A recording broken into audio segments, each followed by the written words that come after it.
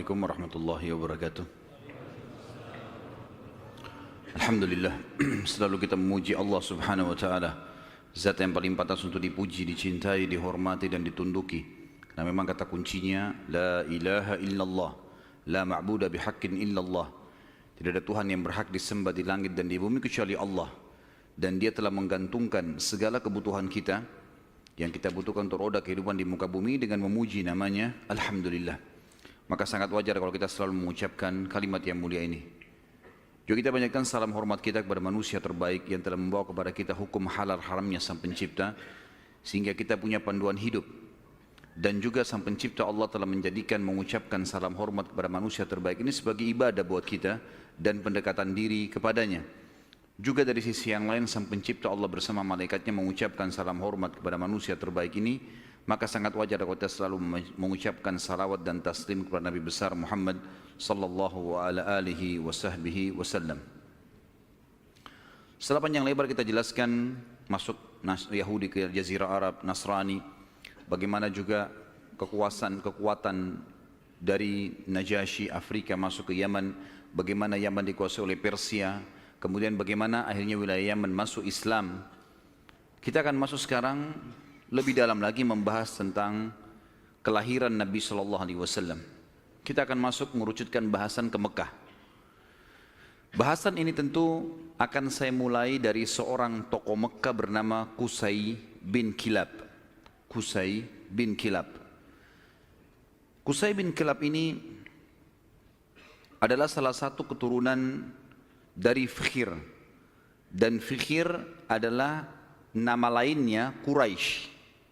Jadi Quraisy itu julukan, karena si Fikhir ini seperti saya jelaskan tadi siang, kalau seseorang di negeri Arab atau suku Arab itu memiliki kelebihan fisik, kepintaran, kekayaan, keturunan, maka dinisbatkan suku padanya.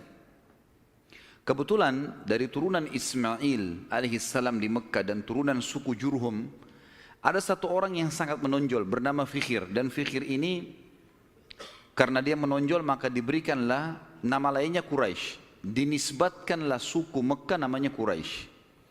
Salah satu turunan Fikhir ini yang merupakan turunan Ismail alaihissalam dan turunan suku Jurhum adalah Qusay bin Kilab. Kalau teman-teman masih ingat, di pertemuan kita pada bulan yang lalu saya pernah menekankan tentang kisah Mekah awalnya dihuni oleh suku Jurhum yang hijrah dari Yaman, kemudian tinggal bersama Hajar dan Ismail alaihi wassalam. Berjalan bertahun-tahun sampai Ibrahim dan Ismail alaihi wassalam meninggal dunia, datang satu suku Arab yang ingin merebut Mekah dan berhasil, namanya suku Khuza'ah. Masih ingat ya? Tidak ada suara, senyap, berarti memang lupa semua. Jadi suku Khuza'ah ini datang merebut, dan salah satu pimpinan Khuza'ah Amr bin Luhai yang memasukkan patung di Jazirah Arab di Mekah, gitu kan. Suku Khuza'ah ini berkuasa di Mekah sampai 500 tahun. Dan pada saat Jurhum dikalahkan oleh Khuza'ah, suku Jurhum sempat menimbun air Zam-Zam. Jadi 500 tahun mereka memimpin di Mekah, nggak ada sama sekali air. Kita bahas sekarang tentang keadaan satu orang tokoh ini, karena kalau panjang kita ceritakan panjang lebar Mekah ini cukup panjang, tokoh-tokohnya banyak, tapi saya ingin merucutkan ke Qusay bin Kilab. Qusay bin Kilab ini salah satu turunan Jurhum dan turunan Ismail alaihissalam. Dia sempat berpikir, bagaimana bisa ini setelah 500 tahun ya, bagaimana bisa Mekah ini yang tadinya dikuasai oleh suku dia Jurhum dan juga kakeknya Ismail alaihissalam direbut oleh Khuza'ah. Walaupun di Mekah itu suku Khuza'ah sama suku Jurhum sudah berbaur ya, karena sudah terlalu lama ratusan tahun, akhirnya mereka berbaur satu sama yang lain, tetapi tetap kekuasaan kerajaan di bawah kekuasaan Khuza'ah. Qusay bin Kilab lalu memperbaiki keadaan ekonominya. Dia berbisnis, dia berdagang sampai Allah membukakan kekayaan yang sangat banyak. Pada saat itu teman-teman sekalian, Raja Mekah dari suku Khuza'ah bernama Hulail. Hulail ini memiliki seorang anak wanita, anak tertuanya, terkenal dengan kecantikannya, anak raja. Qusay bin Kilab datang dan melamar. Dan pada saat itu, dia orang kaya raya, dia punya kedudukan, dihormati di Mekah. Oleh Hulail diterima lamarannya. Selama ini, kalau suku Jurhum mau melamar suku Khuza'ah selalu ditolak umumnya. Karena memang ada persaingan dari dulu gitu kan. Mereka berbaur saling transaksi, kalau berdagang, bertetangga. Tapi pernikahan tidak. Pertama kalinya dari suku Jurhum diterima lamarannya. Itu adalah Qusay bin Kilab. Oleh Hulail, kepala suku sekaligus raja, kepala suku Khuza'ah sekaligus raja Mekah. Pada saat dia menikah dengan anaknya Hulail, Qusay ini menunjukkan yang terbaik, ya. Dia patuh, dia bantu mertuanya dan seterusnya, sampai mertuanya meninggal. Waktu mertuanya meninggal, Qusay menjalankan misinya. Dia lalu mengiklankan dan menobatkan diri menjadi raja Mekah pengganti mertuanya. Orang-orang yang dari suku Khuza'ah menolak. Bagaimana bisa kau jadi raja? Raja jelas dari Khuza'ah. Kamu dari Jurhum. Enggak boleh gitu. Maka pada saat itu terjadi perseteruan. Sampai akhirnya Qusay meminta pertolongan dari orang-orang sesuku dengan dia dari Jurhum. Dan Khuza'ah juga berkumpul. Akhirnya terbentuk dua pasukan dan terjadi peperangan besar di Mekah. Pertumpahan darah yang sangat besar dan banyak sekali korban pada saat itu. Pada saat mereka melihat korban banyak sekali teman-teman sekalian, maka tokoh-tokohnya termasuk Qusay bin Kilab dan anak-anaknya Hulail yang merupakan ipar-ipar dari Qusay sendiri, mereka akhirnya sepakat kita harus ada penengah nih yang mengambil hukum supaya jelas siapa yang memimpin Mekah.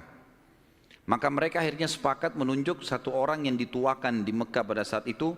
Dan memang umurnya sudah sangat tua, orang ini namanya Ya'mur bin Auf.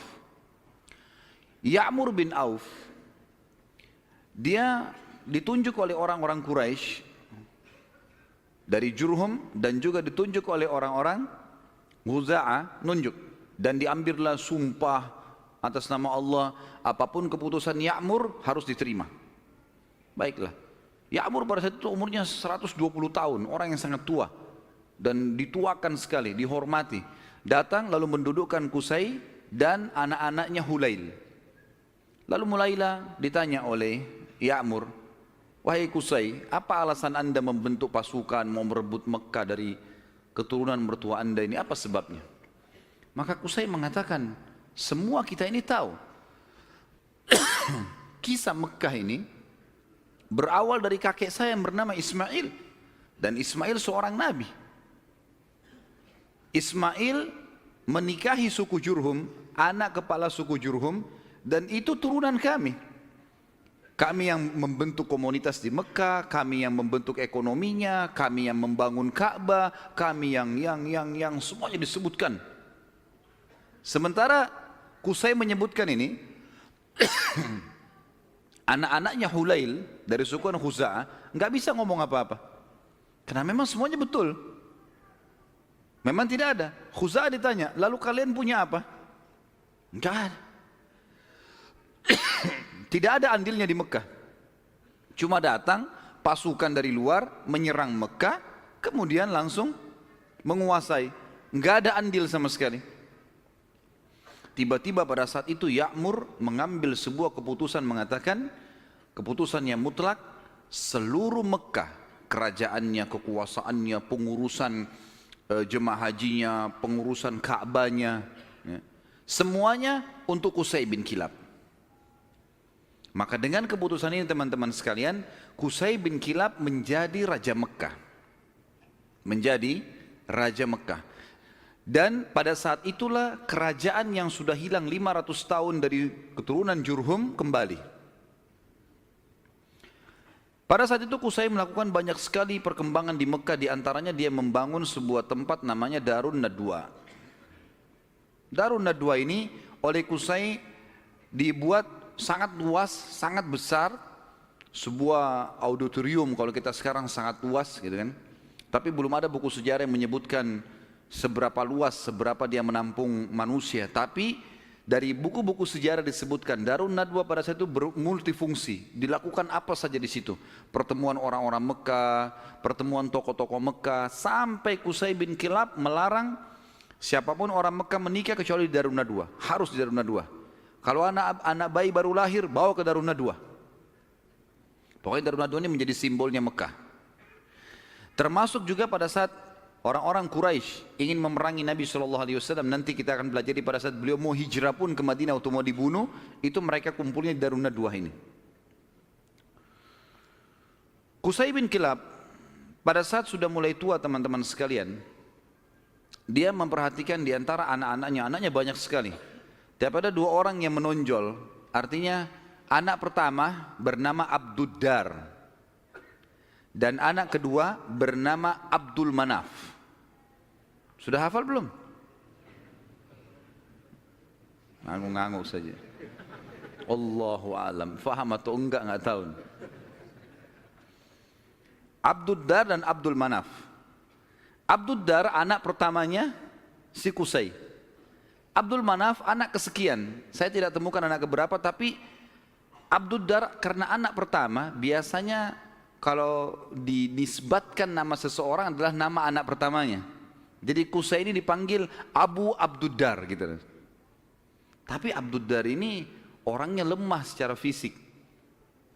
Dia nggak punya keterampilan, nggak punya kepintaran, sehingga tidak punya kedudukan di tengah-tengah masyarakat. Sementara adik-adiknya semua, terutama Abdul Manaf, menonjol sekali. Punya suara, berdagang, majulah gitu. Maka Qusay ingin anaknya ini, Abduddar, punya kedudukan. Apa yang dia lakukan? Pada saat dia mau meninggal, dia tulis sebuah keputusan surat, kalau saya meninggal, semua kerajaan, semua pengurusan Ka'bah, jemaah haji, itu di tangan Abduddar. Waktu Qusay meninggal dunia, surat dibuka, ditemukan tertulis seperti itu, maka semua anak-anaknya patuh. Keputusan raja. Abduddar akhirnya menjadi raja. Berjalan waktu teman-teman sekalian, Abduddar wafat. Pada saat wafat, keturunan Abduddar mau melanjutkan kerajaan ayahnya, tapi turunan Abdul Manaf tidak setuju, nggak bisa. Abduddar ini, paman kami dulu ini, ayah kalian, itu dipilih oleh kakek kita semuanya, Qusay, karena dia nggak punya kedudukan dan kemuliaan.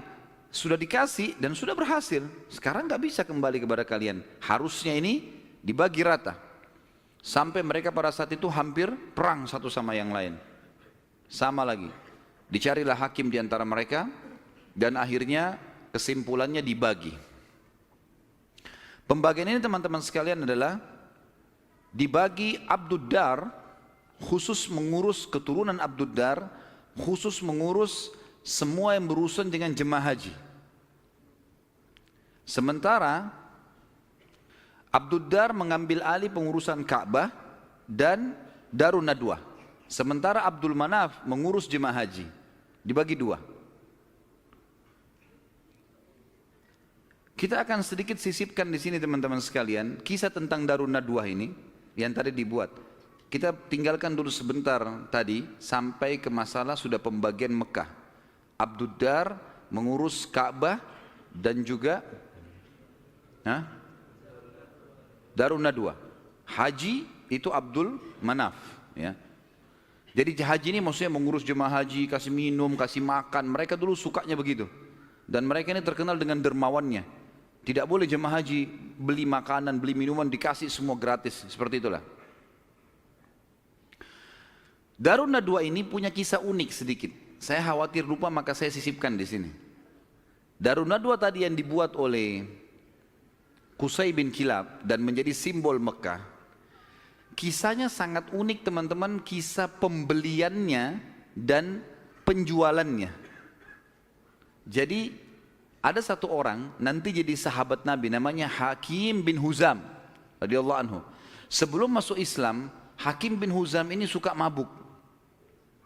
Masih di Mekah di masa jahiliyah. Dia bersahabat dekat dengan pemegang kuncinya Darun Nadwa. Jadi yang bertanggung jawab. dari turunan Abdiddar.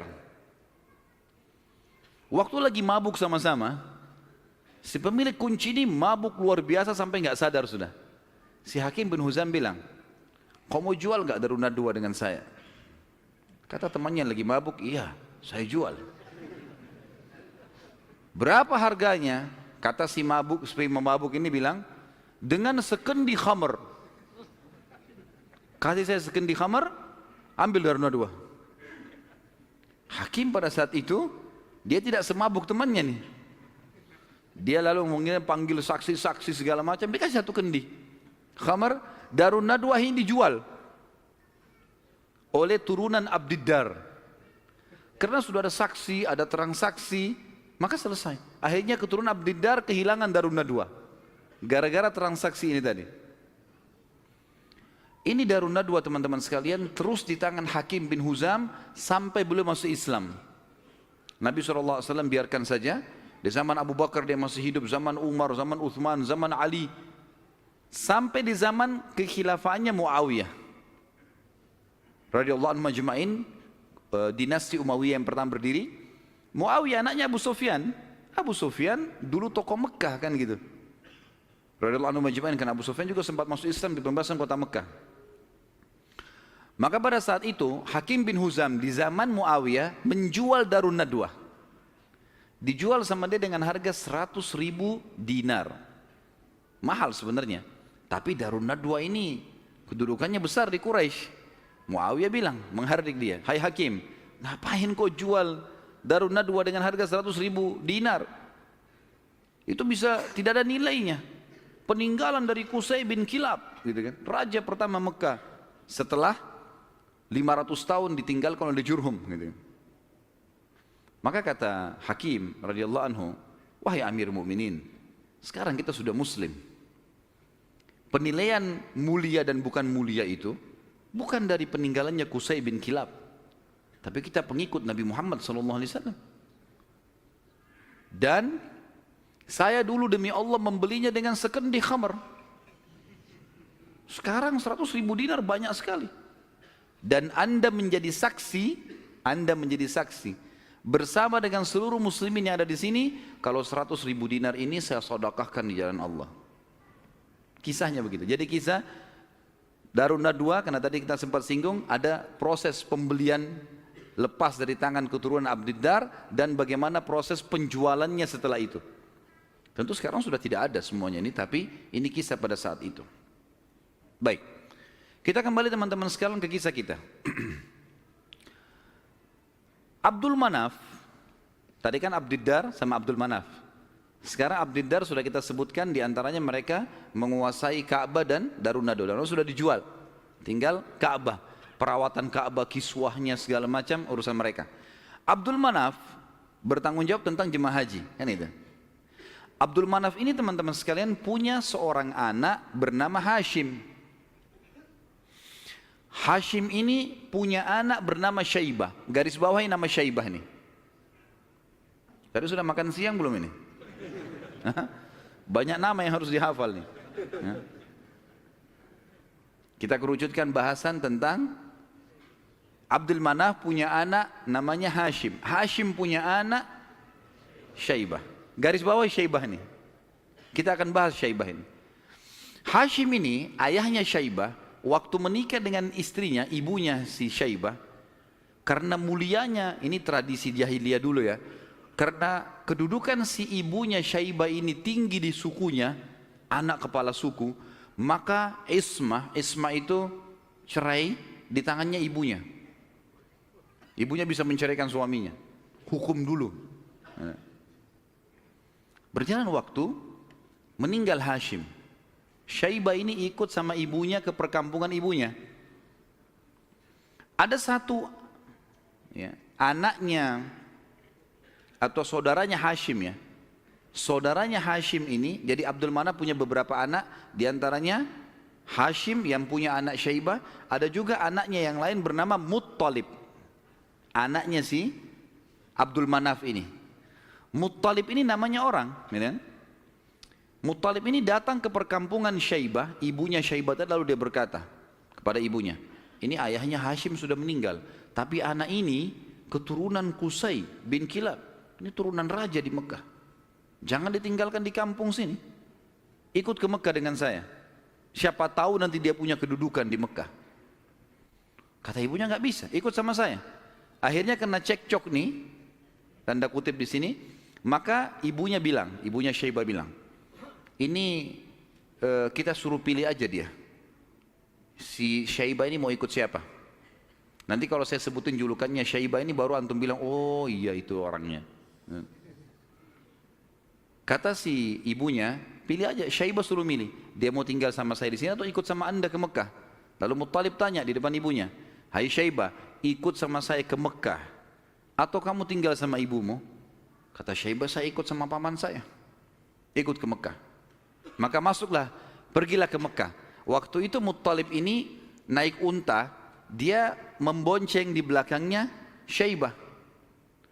Muttalib ini teman-teman, dikenal di Mekah suka beli budak. Ya. Maka setiap hari dia datang masuk Mekah bawa budak baru. Waktu Syaibah dibonceng oleh pamannya Muttalib ini, orang-orang Mekah kira si Muttalib beli budak baru. Maka mereka bilang, Muttalib baru beli budak, di belakangnya Abdul Muttalib. Berarti hambanya si Muttalib nih. Sudah tahu nama Syaibah siapa? Yang antum kenalkan selama ini Abdul Muttalib. Namanya dia Syaibah. Jelas? Baik. 3 orang yang jawab, nggak apa-apa lah. Nasib, saya sudah teriak-teriak tapi Abdul Muttalib berarti namanya Syaibah. Jadi Abdul Muttalib bukan Muttalib nama Allah ya. Ini nggak ada dalam Asmaul Husna gitu. Tetapi di sini Muttalib nama pamannya. Karena sering beli budak, kemudian dia membonceng ponakannya. Orang-orang Mekah kira ini adalah budak baru. Maka dibilang Abdul Muttalib, hambanya Muttalib. Tapi karena itu sudah menjadi buah bibir di Mekah, akhirnya terkenal dengan Abdul Muttalib. Baik. Abdul Muttalib ini yang tentu kita sudah tahu adalah kakek Nabi SAW. Kita masuk mengerucutkan bahasan sekarang ke Abdul Muttalib nih, si Syaibah. Kita sudah kerucutkan bahasan dari Abdul Manaf, ada anaknya Hashim, Hashim punya anak Syaibah. Syaibah ini Abdul Muttalib. Kita harus kerucutkan begitu supaya nanti ngerucut ke Nabi SAW. Karena kalau melebar akan jalur nasab Quraisy banyak sekali. Abdul Muttalib ini pada saat dia masuk ke Mekah, kemudian dia menikah, Allah karuniakan dia 1 orang anak. Anaknya diberi nama Harith, 1 anak dikasih. Waktu Harith sudah mulai bujang, mencapai umur sekitar 17 tahun, Abdul Muttalib ini Syaibah mimpi malam-malam. Dia mendengar suara dalam mimpinya, ihfirit tiba. Maksudnya galilah tiba. Tiba itu sesuatu yang baik. Lalu dia bertanya, mat tiba? Apa itu tiba? Hilang suara itu. Hari kedua dia mimpi lagi. Dengar lagi suara, ihfiril barrah. Galilah sesuatu yang baik, yang bermanfaat. Dia tanya, mal barrah? Apa itu barrah? Yang baik itu apa? Hilang lagi suara itu. Hari ketiga dia mimpi lagi, ihfiril madmunah. Gali sesuatu yang terjamin. Dia tanya, mal madmunah? Apa itu madmunah? Hilang lagi. Hari keempat baru dia mimpi dan dia dengar ihfiriz zamzam. Galilah zamzam itu. Zamzam ini di zaman itu cuma seperti sebuah histori lama, kenangan. 500 tahun tidak ada sumur zamzam, hilang. Jadi selama Khuza'ah berkuasa teman-teman sekalian di Mekah, mereka selalu mendatangkan air dari luar. Beli mahal dari luar Mekah, sumur-sumur di luar Mekah. Abdul Muttalib ini pernah dengar kalimat zamzam. Penasaran dia. Terus dia tanya, dalam mimpi dia tanya, "Mas zamzam, apa itu zamzam?" Lalu keluarlah suara itu mengatakan, dan dia dengar pada saat itu ya. Kalau dalam buku-buku sejarah disebutkan, la tanzifu abada, sesuatu yang tidak akan pernah rusak. Wala tarum, juga ya, sesuatu yang selalu bersih dan tidak akan pernah rusak. Tasqil hajijal a'zam, engkau akan memberikan dengannya air para jemaah haji. Dikatakan wahia bainar rafthi waddam, tempatnya air zam-zam itu berada di antara rafath. Rafath itu bisa berarti busanya darah, atau memang darah yang bercampur, busa yang bercampur dengan darah, atau memang busa air biasanya. Jadi dikatakan sini ciri-cirinya adalah tempat zam-zam itu ada darah yang bercampur dengan rafath, dengan busa, kemudian bercampur sama tanah. Lalu dikatakan lagi dalam mimpinya, inda naqratil gurabil a'sam, di bawah patokannya burung gagak yang memiliki warna keputih-putihan. Inda qaryatin naml, di atas atau di sekitar sarang semut. Seperti itu dalam mimpinya. Maka Abdul Muttalib bangun pagi-pagi, penasaran dia dengan mimpi ini. Dan dia tahu mimpi ini gak mungkin main-main. 3 hari, 4 hari berturut-turut, kemudian dia disuruh gali, dia bawa cangkulnya, datang di sekitar Ka'bah. Dia cuma tebak saja kemungkinan dekat Ka'bah nih, karena tidak ada tempat yang lebih agung di Mekah daripada Ka'bah. Dia datang dekat Ka'bah. Dan kalau masih ingat dulu pada pertemuan kita di bulan yang lalu, ada penjelasan tentang 2 patung yang disembah di Mekah, Isaf dan siapa yang ingat? Kalau lupa saya nggak datang lagi Balikpapan. Isaf dan Nailah. Isaf kan nama laki-laki, Nailah nama perempuan, yang dulu mereka saling suka, akhirnya mereka berzina depan Ka'bah dan dikutuk menjadi patung. Kan dulu waktu sebelum Amr bin Luhai datang ke Mekah, patung Isaf ditaruh di Gunung Safa, patung Nailah ditaruh di Gunung Marwah, untuk peringatan bagi orang-orang. Nih, hati-hati kalau berzina depan Ka'bah dikutuk begini nih, gitu. Tapi oleh Amr bin Luhai yang membawa patung masuk ke Jazirah Arab, dia angkat patung Isaf dan Nailah, dipindahin dekat Ka'bah, disuruh orang Mekah sembah. Tapi orang sudah lupa sejarahnya karena kejadian Isaf dan Nailah dikutuk ini jauh sebelum Amr bin Luhai. Ringkas cerita, di depan Ka'bah antara Hajar Aswad dengan Hijr Ismail itu ada patung Isaf dan Nailah. Ada satu suku Arab teman-teman sekalian datang ke situ antara Isaf dan Nailah nyembeli sapi. Tiba-tiba pada saat Abdul Muttalib lagi duduk, lagi memperhatikan ke arah Ka'bah di antara Isaf dan Nailah, kemudian ada orang nyembeli sapi. Waktu disembeli darahnya ngucur. Darah itu berbusa. Dan karena dia ngucur, jalan sampai berada di sekitar Isaf dan Nailah. Dia kurang lebih jangan dibayangkan ini Ka'bah, ini Hajar Aswad dan ini Hijr Ismail. Isaf dan Nailah itu ditaruh cukup jauh ya, agak berjarak antara Hajar Aswad jauh ke belakang dengan Hijr Ismail juga jauh. Jadi di kiri kanan ya. Tempat itu sangat luas. Jadi jangan difahami tadi ini misalnya Ka'bah kemudian di sini posisinya, tapi agak jauh di kiri kanan. Maka pada saat itu darah ini ngucur dari patung Isaf itu menuju ke tempat di tengah-tengah di situ. Pada saat itu di tengah-tengah. HP-nya siapa nih? Pada saat itu patungnya, darahnya ngalir, kemudian darah itu ngalir menuju ke tengah-tengah antara Isaf dan Nailah ini, dan ada seperti tempat agak turun di lembah Mekah, karena waktu itu masih pasir, lalu darah itu berkumpul di situ. Jadi akhirnya darah sama pasir bercampur. Abdul Muttalib lihat ini isyarat pertama nih. Mimpinya kan tadi darah yang mengalir berbusa yang bercampur dengan tanah, gitu kan. Lalu kemudian dia dekatin tempat itu, darah yang berkumpul itu.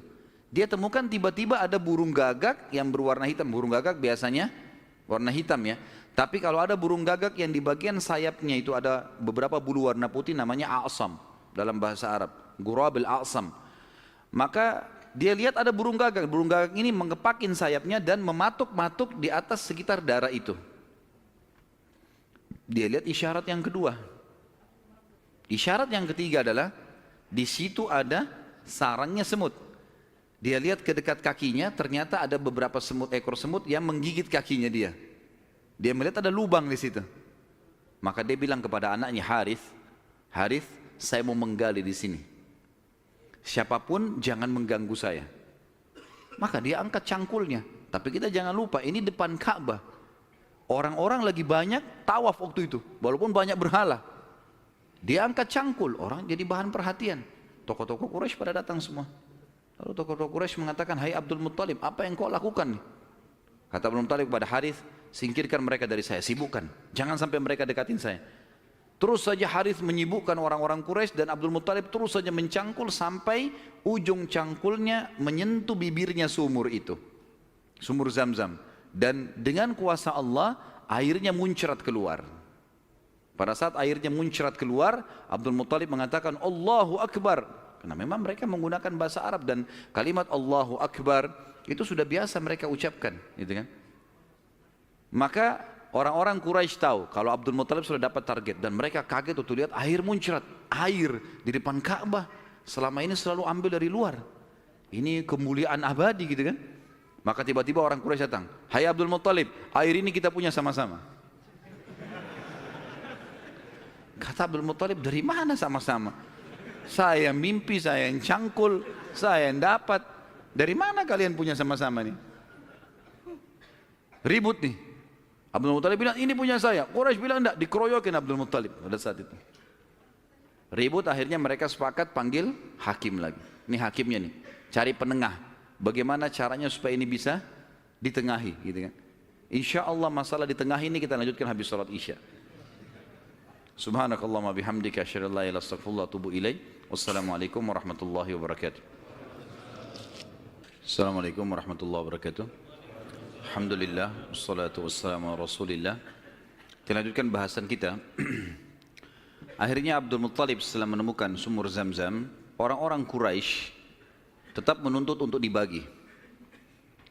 Dan Abdul Muttalib bertahan. Nggak bisa nih. Saya mimpi, saya yang gali, saya yang temukan. Gimana kalian merasa punya hak di situ? Ribut, akhirnya dicarilah penengah. Dan pada saat itu mereka tidak lagi ke Ya'mur, tapi mereka pergi ke dukun Bani Sa'idah. Ada satu dukun wanita di Madinah, waktu itu disegani. Dan memang pada saat itu dukun-dukun ini luar biasa pengaruhnya. Pergilah Abdul Muttalib bersama dengan tokoh-tokoh Quraisy. Saya tidak temukan jumlah mereka berapa orang, tapi yang jelas mereka semuanya pergi ke sana. Tiba di kota Madinah, ternyata dukun tersebut pergi ke Khaybar. Wilayah lain, nanti akan ada bahasan masalah Khaybar, tapi yang jelas pergi ke Khaybar. Abdul Muttalib sepakat dengan teman-temannya, kejar aja tuh, kita ke Khaybar. Antara Madinah sama Khaybar cukup jauh dan ada padang pasir yang luas sekali. Mereka belum pernah ke Khaybar sebelumnya, jadi masih menerka-nerka jalan. Di tengah jalan mereka kehabisan air. Mau balik ke Madinah jaraknya jauh. Mau menuju ke Khaybar belum jelas tujuannya. Air habis. Panas lagi sangat terik pada saat itu. Mereka bermusyawarah, kira-kira bagaimana jalan keluarnya nih? Akhirnya orang-orang Quraisy selain Abdul Muttalib sepakat mengatakan, kayaknya kita pasti mati nih. Nggak ada air. Kembali ke Madinah bisa mati tengah jalan, menuju ke Khaybar juga nggak jelas bisa mati tengah jalan. Ya sudahlah, kita pasti mati, lebih baik kita gali kubur saja. Riwayatnya begitu, kisahnya begitu. Gali kubur. Dari sekian orang ini, nanti setiap siapa yang mati duluan dikubur oleh temannya. Minimal nanti ada satu orang yang tidak tertutup kuburannya, yang lain semua tertutup.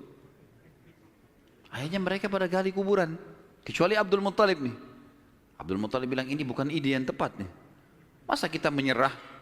Lebih baik coba kita cari jalan. Teman-temannya bilang percuma mau kemana? Abdul Muttalib naik ke atas untanya. Begitu untanya bergerak, dari pijakan kakinya untanya Abdul Muttalib keluar muncrat air di padang pasir itu. Keluar mata air. Lalu Abdul Muttalib melihat, dia turun dari untanya, dia minum airnya, untanya dikasih, lalu diajak teman-temannya, ayo ini ada air, minum. Teman-temannya heran, di padang pasir ada air. Maka akhirnya mereka sepakat mengatakan, demi Allah yang telah memberikan, demi Allah sungguh ya, yang telah memberikan air kamu di sini, Allah Subhanahu wa taala, dialah yang telah memberikan kamu air Zam-Zam. Zam-Zam punya kau, hai Abdul Muttalib. Gara-gara ini akhirnya Zam-Zam jadi miliknya Abdul Muttalib. Dan Abdul Muttalib keturunan dari Abdul Manaf. Sementara memang dasarnya Abdul Manaf tadi sudah saya jelaskan, mereka bertugas memberikan makanan dan minuman jemaah haji. Sehingga sekarang mereka tidak perlu lagi mengambil air dari luar, tapi mereka sudah punya mata air Zam-Zam.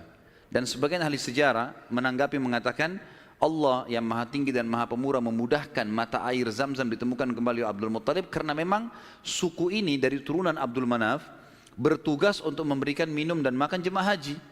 Maka karena itu Allah Subhanahu wa taala kasih. Makanya tadi dalam salah satu perkataan dan pernyataan dalam mimpi, Taski Hajijil A'zam, engkau akan memberikan minum jemaah haji yang banyak, gitu kan. Jadi bukan karena Abdul Muttalibnya, tapi karena memang waktu itu diberikan untuk jemaah haji umumnya. Baik, baliklah Abdul Muttalib ke Mekah, dan akhirnya pada saat itu Abdul Muttalib dinobatkan secara tidak langsung sebagai Raja Mekah. Kenapa saya katakan tidak langsung?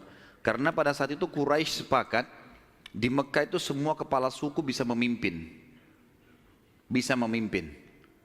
Tidak harus fokus ke turunan Abdul Manaf atau Abdul Dar, tapi mereka Abdul Manaf Abdul Dar ini mereka yang memegang Ka'bah, memegang urusan haji dan jemaah haji, minum dan makannya ini. Tapi pasukan segala macam ini boleh dari mana saja. Tapi dengan kejadian Abdul Muttalib menemukan air Zam-Zam, maka terkerucut lagi masalah orang-orang Mekah. Karena tadi setelah Abdul Dar meninggal, kan kita sudah bilang tadi, kan pecah ya. Abdul Dar kan jadi raja pengganti ayahnya Qusay. Tapi setelah Abdul Dar mati, ribut anak-anaknya, akhirnya tidak ada raja. Setelah kejadian air Zam-Zam, secara tidak disadari Abdul Muttalib ditunjuk menjadi raja. Dan inilah sebabnya waktu kita jelaskan tadi masalah pasukan gajah yang datang, Abdul Muttalib kan menjadi raja pada saat itu. Dan menjadi raja justru karena menemukan mata air Zam-Zam ini. Abdul Muttalib pada saat itu mulai naik kedudukannya, namanya jadi tambah baik dan seterusnya. Memang orangnya sangat dermawan. Semua orang boleh minum air Zam-Zam tapi melalui izin dia. Tapi tidak bayar, gitu kan? Dikasih semuanya. Abdul Muttalib mulai berpikir, waktu dia tadi punya anak satu, namanya Harith. Masih ingat nggak? Wah, ngaku-ngaku aja. Baiklah, saya terima. Anaknya tadi satu, Harith, yang disuruh jaga sama dia waktu dia mencangkul kan. Baiklah, si Harith dia pikir, waktu saya tadinya punya anak satu nih, kayaknya kerepotan, gak ada yang bisa bela dia. Dan seorang raja, salah satu kebanggaannya kalau punya keturunan banyak. Maka dia pada saat itu berazam, bernazar ya, kalau Allah memberikan dia anak laki-laki yang banyak, jumlahnya mencapai 10, dia akan menyembeli salah satunya, dikorbankan di depan Ka'bah untuk Allah. Gak ada dalam syariat Nabi Ibrahim alaihissalam. Ini ijtihadnya, upayanya Abdul Muttalib. Subhanallah, berjalan waktu, istrinya melahirkan, punya anak 16. Anaknya Abdul Muttalib 16, 10 laki-laki, 6 perempuan. Laki-laki yang 10 ini, yang paling pertama tentu ada namanya Harith ya.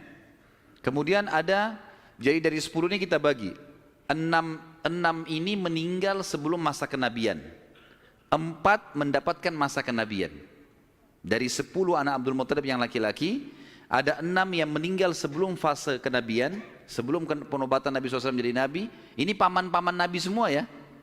Dan ada 4 yang mendapatkan fase atau masa kenabian. 6 orang yang tidak dapat masa kenabian ini tentu dimulai dari Harith tadi, anak pertamanya Abdul Muttalib. Kemudian tentu ada beberapa nama ya, saya sebutkan Harith, Dirar, Hijir, Muqaddam, Zubair. Dan yang keenam Abdullah, ayahnya Nabi SAW. Abdullah ini sebenarnya anak paling bungsu dari Abdul Muttalib, anak ke-10. Anak ke-10 dari 10 anak laki-lakinya ya. Maka 6 orang ini meninggal sebelum masa kenabian. Harith, Dirar, Hijir, Muqaddam, Zubair dan Abdullah. Dan ada 4 orang hidup sampai masa kenabian. 2 beriman, 2 kafir. Yang beriman adalah Hamzah dan Abbas radhiyallahu anhuma. Ini sempat beriman pada Nabi SAW dan mulia. Hamzah bahkan menjadi pimpinan para syuhada, mati syahid mulia di perang Uhud. Dan Abbas hidup sampai setelah Nabi SAW meninggal pun, sampai di zaman Khilafah Umar. Ya, kan? Kemudian ada dua yang hidup di masa kenabian tapi kafir, enggak beriman. Abu Talib dan Abu Lahab. Ya. Abu Talib ini nama lainnya dia Abdul Manaf. Diambil dari nama kakeknya, tapi terkenal dengan Abu Talib. Abu Lahab julukan namanya Abdul Uzza. Dan kita tahu surah Al-Masad turun pada Abu Lahab ini. Ya. Paman Nabi SAW, benci sekali dengan Nabi, benci dengan dakwah. Nanti akan kita ceritakan kisahnya di pertemuan akan datang. Yang jelas ini 10 orang anak laki-laki Nabi SAW. Kemudian ada 6 orang anak perempuan. Yang pertama Sofia. Sofia ini ibunya Zubair bin Awam radhiyallahu anhu. Dan Sofia nanti akan kita ceritakan kisahnya luar biasa, pemberani perempuan ini. Dan dia mendidik Zubair bin Awam dengan sangat tegas. Jadi kalau dia jalan, dia membawa Zubair, dia latih di tempat gelap, sengaja dia diam. Kalau Zubair nangis ditinggalin, dibiarin. Karena mau dilatih. Orang-orang semua pada hardik, hai Sofia kenapa kau gitu kan anakmu? Saya mau dia jadi pemberani. Dan betul-betul jadi pemberani Zubair. Zubair itu di peperangan-peperangannya, kalau teman-teman ikuti ceramah saya di YouTube, ada serial sahabat di antara Zubair bin Awam itu luar biasa. Kalau pasukan lagi berhadapan, dia maju ke depan musuh. Jadi musuh di depan ini, kemudian dia di depannya. Tunggu takbir di belakang, dia serang duluan, sendirian. Luar biasa beraninya, radhiyallahu anhu. Ibunya namanya Sofia, tante Nabi SAW. Dan ini sempat masuk Islam di tangan Nabi SAW. Kemudian ada Ummu Hakim, ada Atiqah, ada Umaymah, ada Arwah dan Bar.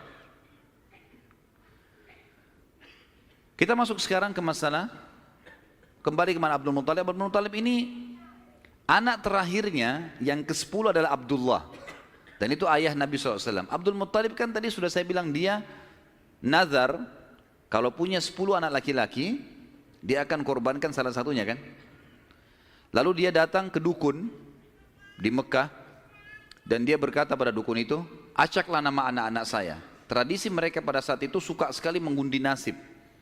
Kalau di dalam agama kita disebutkan tradisi mereka namanya tatayur, menggandun nasib sama benda atau sama burung. Orang-orang Arab itu kalau orang Quraisy dulu, mereka kalau mau safar, mereka ambil bulu, kemudian mereka tulis safar.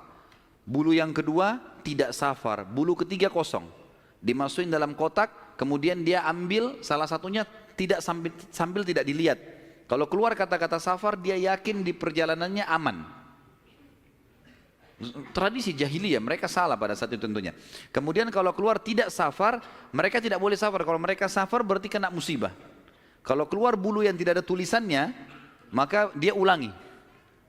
Ada cara yang lain sampai dapat safar atau tidak safar ya.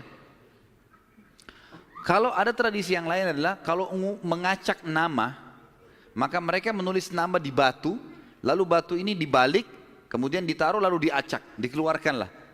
Kalau mereka butuh sesuatu dengan cara seperti itu, ya. Dan ini ditarik dalam hampir setiap kehidupan mereka, mau beli rumah, mau apa saja selalu ditulis di batu, terus diacak di batu, itu mengundi nasib dengan itu. Abdul Muttalib datang kepada satu dukun mengatakan, tulis nama anak-anak saya laki-laki ini, semua dari Harith sampai Abdullah. Tulis semuanya 10 orang, acak. Siapa yang keluar namanya, itu yang saya korbankan. Dan kalau nama Abdullah selamat, tidak keluar, maka saya langsung eksekusi. Karena Abdullah anak paling bungsu dan paling disayang oleh ayahnya Abdul Muttalib. Seperti itulah. Baik, diacaklah batu ini, diambil batu, keluar namanya Abdullah. Abdul Muttalib berat sebenarnya, ini anak paling bungsu disayang. Musyawarah sama anak-anaknya gimana? Nggak apa-apa ya, acak aja lagi. Acak lagi, yang kedua kali namanya Abdullah lagi. Sampai 3 kali. Namanya Abdullah terus yang diambil, keluar. Padahal ini batu diacak 10 nama. Kata Abdul Muttalib, berarti sudah memang anak ini nasibnya. Bawa Abdullah. Dibawalah Abdullah ini ke depan Ka'bah, ditaruh di atas sebuah batu. Biasanya mereka taruh di situ sembelihan. Taruh kambing, taruh apa dipegang, di atas batu itu baru mereka sembelih untuk berhala-berhala gitu kan. Ditaruhlah Abdullah, mau disembelih sama dia. Ikat tangannya, ikat kakinya, angkat pedang, mau disembelih. Orang-orang Quraisy lihat. Apalagi yang Abdul Muttalib buat nih. Datang tanya, hai Abdul Muttalib, apa yang kau lakukan? Saya sudah nazar, kalau Allah kasih saya 10 anak, saya sembelih salah satunya. Dan saya sudah acak nama-nama anak-anak saya yang keluar anak ini. Saya mau jalankan nazar saya. Orang-orang Quraisy bilang, gak bisa, jangan. Mereka berusaha tahan. Akhirnya Abdullah ini ditarik-tarik. Ini. Sampai akhirnya, karena ditarik-tarik, ada orang Quraisy yang sempat menarik bagian badannya dan ada yang menarik kupingnya sampai kuping Abdullah itu sempat luka. Ya. Maka ada julukan sendiri dikatakan Abdullah yang luka kupingnya, gitu. Ayah Nabi SAW. Baik. Pada saat itu orang-orang Quraisy mengatakan, wahai Abdul Muttalib, sadarlah, kalau kau lakukan ini sementara kamu adalah tokoh masyarakat di Mekah, maka akan menjadi sebuah tradisi nanti ini. Akhirnya setiap orang punya 10 anak laki-laki, satu disembelih. Dan apa kenikmatannya orang kalau sudah punya anak disembelih gitu? Jangan dilakukan. Mari kita berhukum lagi. Cari hakim, kembali kepada wanita dukun di Madinah, suku Sa'idah tadi. Yang tadi pada saat pertama mau cari air Zam-Zam, mau miliknya siapa air Zam-Zam, kan mereka ke Madinah. Tapi dukunnya kan pergi ke Khaybar, nggak ketemu. Tidak sempat ketemu, akhirnya dapat air dari telapak kaki untanya Abdul Muttalib. Sekarang nggak, mereka pergi lagi ke sana ke Madinah, ketemu sama dukun itu. Tanya, bagaimana nih? Tentu ini bukan kita sedang mempromosikan dukun, dukun haram dalam agama. Setelah Islam datang nggak ada dukun ini. Kata Nabi SAW, siapa yang datang kepada dukun bertanya saja, bertanya. Terka tangannya, terka apa segala macam, tidak diterima sholatnya 40 hari. Yang datang bertanya, percaya kufur kepada apa yang diturunkan kepada Muhammad SAW. Tapi kita sedang merentet histori pada zaman itu ya. Baik, pada saat itu teman-teman sekalian, dukun ini tanya, berapa dia? Dia itu denda. Berapa dendanya orang di Mekah Quraisy kalau ada yang membunuh? Kata Abdul Muttalib, 10 ekor unta. Jadi kalau orang membunuh, supaya dia tidak dibunuh, dia harus bayar ke walinya orang yang dibunuh 10 ekor unta. Kata si dukun, tulis namanya Abdullah di batu, tulis juga 10 ekor unta di batu yang lain. Balik, acak. Ini ngundi nasib terus ini. Acak. Waktu diacak, kata dukunnya, kalau keluar namanya Abdullah, supaya Abdullah selamat, tambah batu yang ketiga, tulis 10 ekor unta lagi. Sampai Abdullah selamat. Kalau keluar nama unta, nah baru untanya, baru Abdullah selamat. Ditaruh batu 10 ekor unta sama Abdullah, diacak namanya Abdullah keluar. Tambah batu, 20 ekor unta sekarang, 10, setiap batu 10 ya. 10 ekor unta, batu kedua, keluar lagi namanya Abdullah. Terus sampai 10 batu. Sampai akhirnya ada 10 batu, semuanya tertulis 10 unta, satu namanya Abdullah. Waktu diacak setelah 10, diangkat keluar namanya Abdullah. Dan ini pastilah 10 batu semuanya unta, gitu kan. Semestinya secara rasional gitu ya. Tapi ini pada saat itu keyakinan orang. Abdul Muttalib bilang, saya nggak percaya, saya belum puas nih. Coba acak lagi, diacak lagi, diambil unta sampai 3 kali. Kata Abdul Muttalib, baiklah. Kalau begitu saya akan sembelih itu 100 ekor unta. 100 ekor unta. Karena setiap batu 10, ada 10 batu, maka 100 ekor unta. Pada saat itu akhirnya dengan kejadian ini Abdullah selamat dari sembelihan atau dikurbankan. Dan Nabi SAW berkata dalam sebuah hadis, Ana ibnu Dzabihain, saya keturunan dari 2 orang yang hampir disembelih. Ismail alaihissalam oleh ayahnya Ibrahim dan Abdullah oleh ayahnya Abdul Muttalib. Baik, berjalan waktu teman-teman sekalian, Abdullah tumbuh besar dan mulai menjadi seorang pemuda yang cerdas, yang pintar, membantu ayahnya. Maka oleh Abdul Muttalib dinikahkan, dan dinikahkan oleh seorang wanita yang bernama Aminah. Dan Aminah dari turunan Abdul Manaf juga, jadi satu jalur, masih sepupu dengan Abdullah. Hanya saja dari Aminah ini, dari paman-pamannya Aminah itu dari penduduk asli Madinah, dari Aus dan Khazraj, dari suku Ansar di Madinah. Maka Nabi SAW di sini memiliki jalur dari 2 kota suci, Mekkah dan Madinah. Pada saat sudah selesai melahirkan, baru menikah, beberapa hari kemudian ada tanda-tanda kehamilan di Aminah.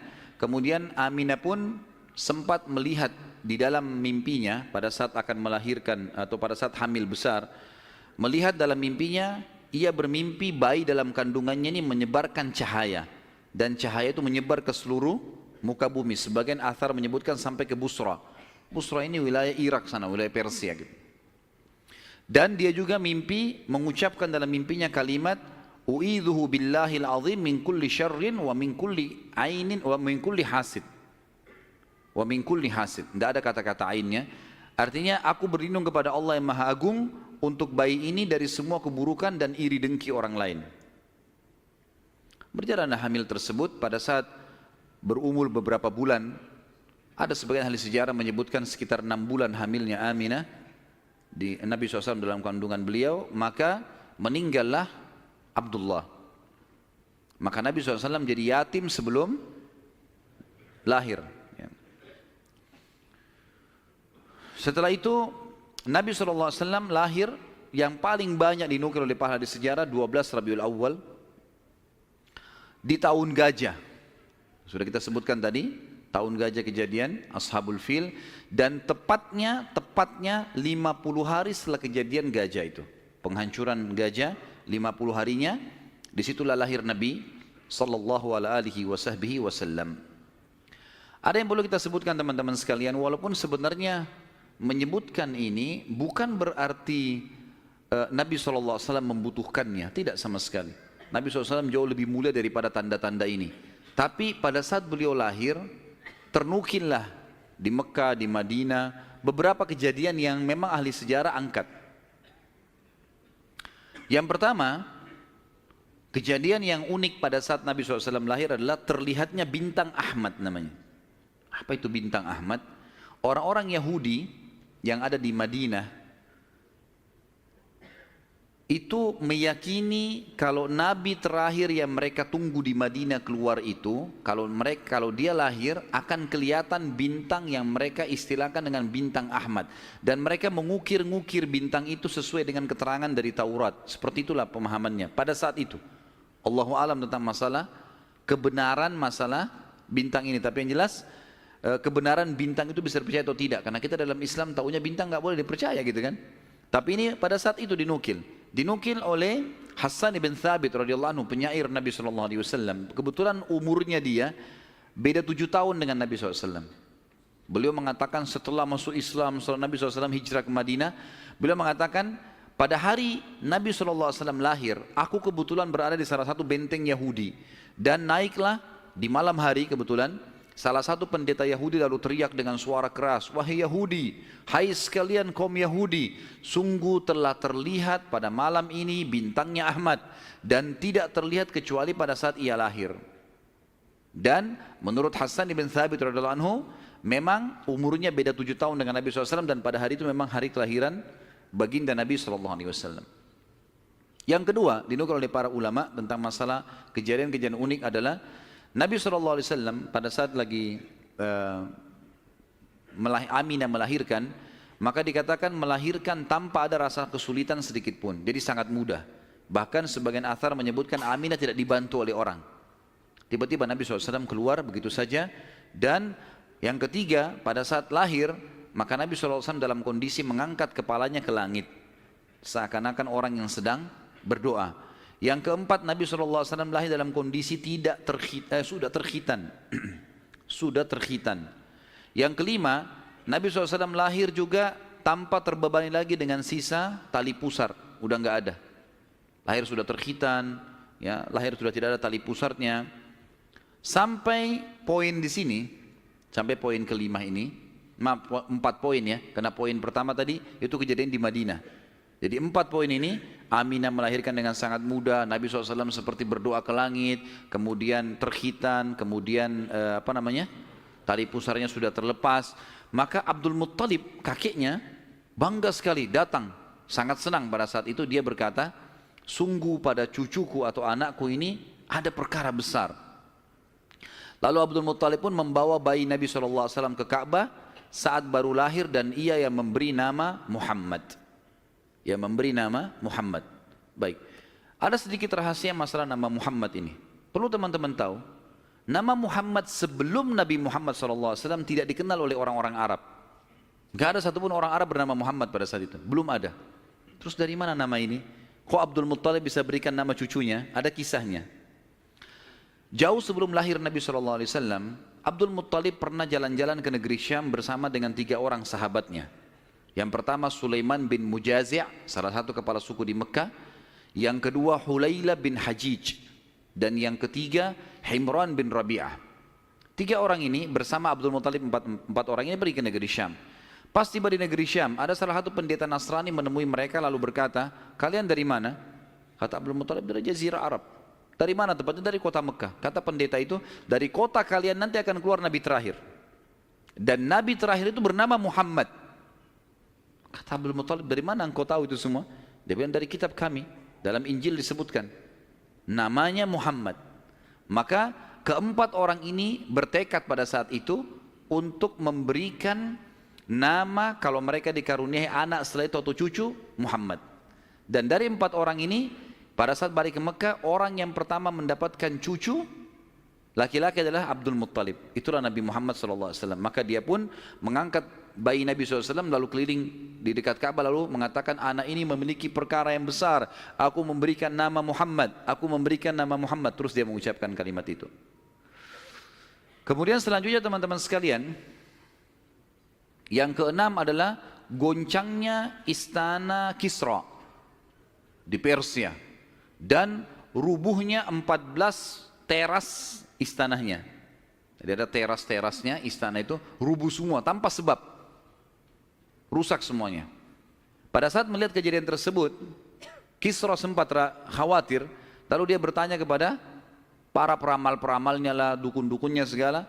Maka mereka pun menjawab, goncangnya istana disebabkan karena hari ini lahir seseorang nabi dan runtuhnya 14 teras ini menandakan terdapat 14 raja Persia, tinggal 14 orang saja. Selebihnya sudah runtuh kerajaan ini. Maka sempat Kisra bilang, 14 raja masih lama. Kalau satu raja punya 1100 tahun umurnya, berarti 1400 tahun. Tapi tanpa disadari oleh Kisra, apalagi di sejarah Muslim menukil, tanpa membenarkan ramalan ini ya, kita bukan membenarkan, karena ramalan itu semua kalaupun bertepatan karena mereka mencuri, syaitan mencuri berita dari langit, bukan karena mereka tahu, sebagaimana dijelaskan dalam ada hadis Nabi SAW. Dan ternyata setelah Kisra yang pada saat Nabi SAW lahir itu ada, anak-anaknya berselisih pendapat dan dalam waktu 4 tahun saja terjadi penggantian 10 orang Kisra, mati semua, saling membunuh satu sama yang lain. Dan puncaknya yang terakhir adalah yang ke-14 meninggal di zaman Umar radhiyallahu anhu. Pada saat Umar menembus wilayah Persia.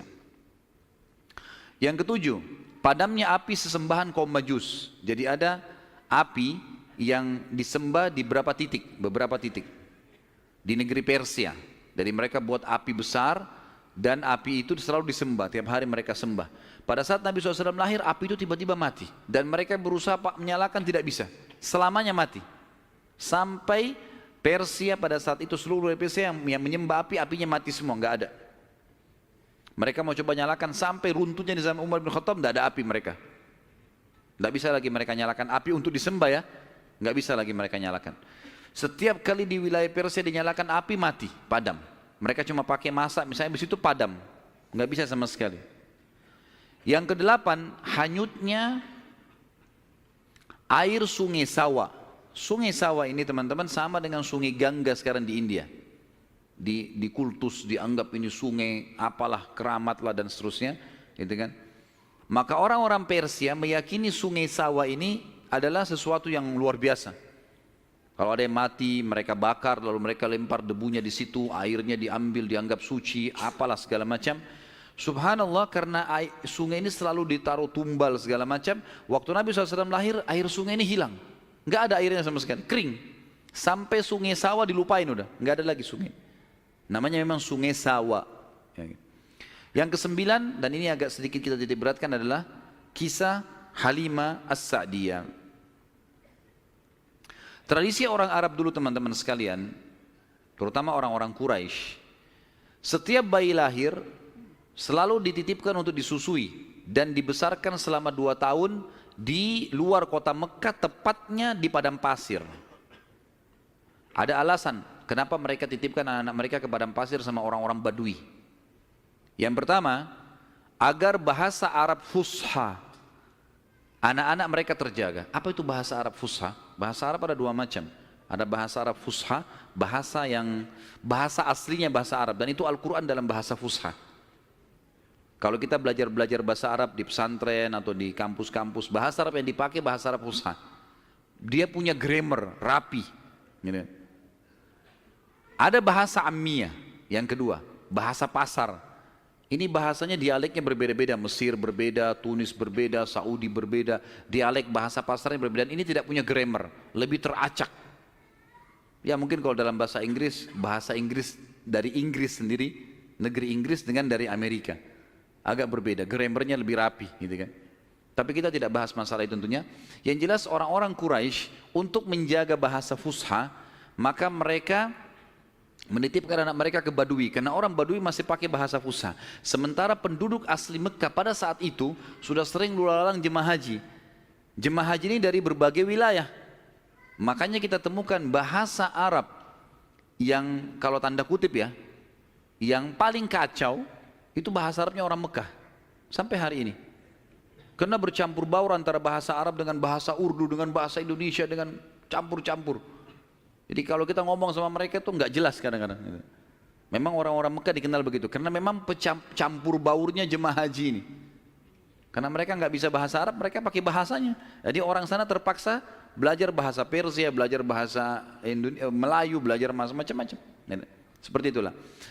Nah, dari zaman dulu memang orang-orang Quraisy sudah khawatir dengan itu, perubahan bahasa. Yang kedua, alasannya kenapa anak-anak mereka dititipkan di padang pasir, karena sisi kesehatan. Padahal zaman dulu belum ada seperti kita ya, masalah kimia-kimia dan segala polusi udara masih belum ada. Tapi orang-orang Quraisy sudah berpikir itu. Anak-anak mereka ditinggalkan di padang pasir untuk menjaga kesehatan tubuh mereka, karena makanannya alami gitu kan. Hewan-hewan yang langsung disembelih, langsung dimakan, susu kambing yang diminum, memang sehat. Dan juga udara gitu kan. Serta juga orang-orang Badui ini melatih anak-anak mereka hidup untuk hidup susah. Berburulah, membantu orang tuanya, seperti itulah. Nabi SAW pada saat lahir, secara kebetulan wanita-wanita Badui dari suku Sa'diyah kebetulan memang terkenal suka menjual jasa susu ini. Banyak ibu-ibu mereka, wanita mereka yang baru melahirkan, air susunya banyak, mereka pun pergi ke Mekah atau ke kota-kota lain nawarin jasa. Ada yang mau nggak titipin anaknya 2 tahun, kemudian nanti bayar upah gitu. Bisa orang tuanya datang mengunjungi, nanti balik lagi. Pokoknya anak-anak ini dijamin dijaga. Dan suku Sa'di ini terkenal suku-suku orang-orang yang amanah. Maka orang tidak ragu nitipan anaknya. Datanglah beberapa wanita dari Sa'diyah, di antaranya Halimah. Halimah Sa'diyah ini bersama dengan suaminya bernama Harith. Mereka sama-sama rame-rame datang, dan kebetulan kehidupan Harith dan Halimah ini pas-pasan. Orang miskin lah. Di rumahnya itu bangunan tua, ada seekor unta yang kurus dan ada 2 ekor jantan dan betina kambing, tapi dua-duanya juga kurus, tidak produktif lagi. Dan Halimah dan Harith punya anak banyak. Mereka akhirnya mengadu nasib pergi ke Mekah. Saat tiba di Mekah, mereka kelilinglah nawarin jasa. Biasanya kalau sudah datang wanita-wanita ini, orang-orang ibu-ibu Mekah pada datang nih tawarin anaknya dan seterusnya. Mereka keliling-keliling, semuanya menawarkan diri kepada orang-orang kaya karena akan dibayar. Dan pada saat mereka melewati Nabi SAW, mereka menolak. Karena pada saat itu mereka tahunya Nabi SAW tidak memiliki ayah. Abdullah meninggal waktu umur 6 bulan. Siapa yang mau tanggung nih? Abdul Muttalib waktu itu betul Raja Mekah, tapi Abdul Muttalib ini sibuk membiayai jemaah haji ya, dan memang tidak bisa. Intinya orang-orang perempuan-perempuan saat dia tidak mau menerima Nabi SAW. Semua bawa anak, mau pulang ke kampungnya, tinggal Halimah yang tidak dapat. Lalu suaminya bilang, si Harith, hai Halimah, coba seandainya kamu ambil anak yatim itu, siapa tahu baik buat kita. Maka Halimah pun mengatakan, baiklah, daripada kita pulang dengan tangan kosong, lebih baik kita ambil. Subhanallah, begitu Halimah pegang Nabi SAW, di situ terjadi keberkahan. Waktu datang ke Mekah, Halimah menunggangi keledai, keledainya kurus sekali dan selalu lambat di belakang. Sampai teman-temannya Halimah kayak ngolok-ngolok, "Hai Halimah, cepatlah, keledaimu melambatkan kami." Gitu. Dan keledai-keledai yang lain bisa 2 orang naikin, keledai Halimah nggak bisa. Jadi Harith selalu megang saja talinya. Gitu. Waktu dia mengambil Nabi SAW, kejadian aneh yang pertama, yang unik, bukan aneh tapi unik ya. Pada saat itu adalah keledainya Halimah tiba-tiba jadi kuat. Dan pada saat Halimah naik, karena tidak bisa dikontrol, maka Harith pun naik di atasnya, di keledai ini, dan larinya kencang sekali, ninggalin teman-temannya. Sampai teman-temannya Halimah bilang, "Hai Halimah, itu keledai tadi yang kamu pakai ke Mekah." Dia bilang, "Iya, tapi kita nggak bisa ngontrol, ini lari kencang sekali keledainya."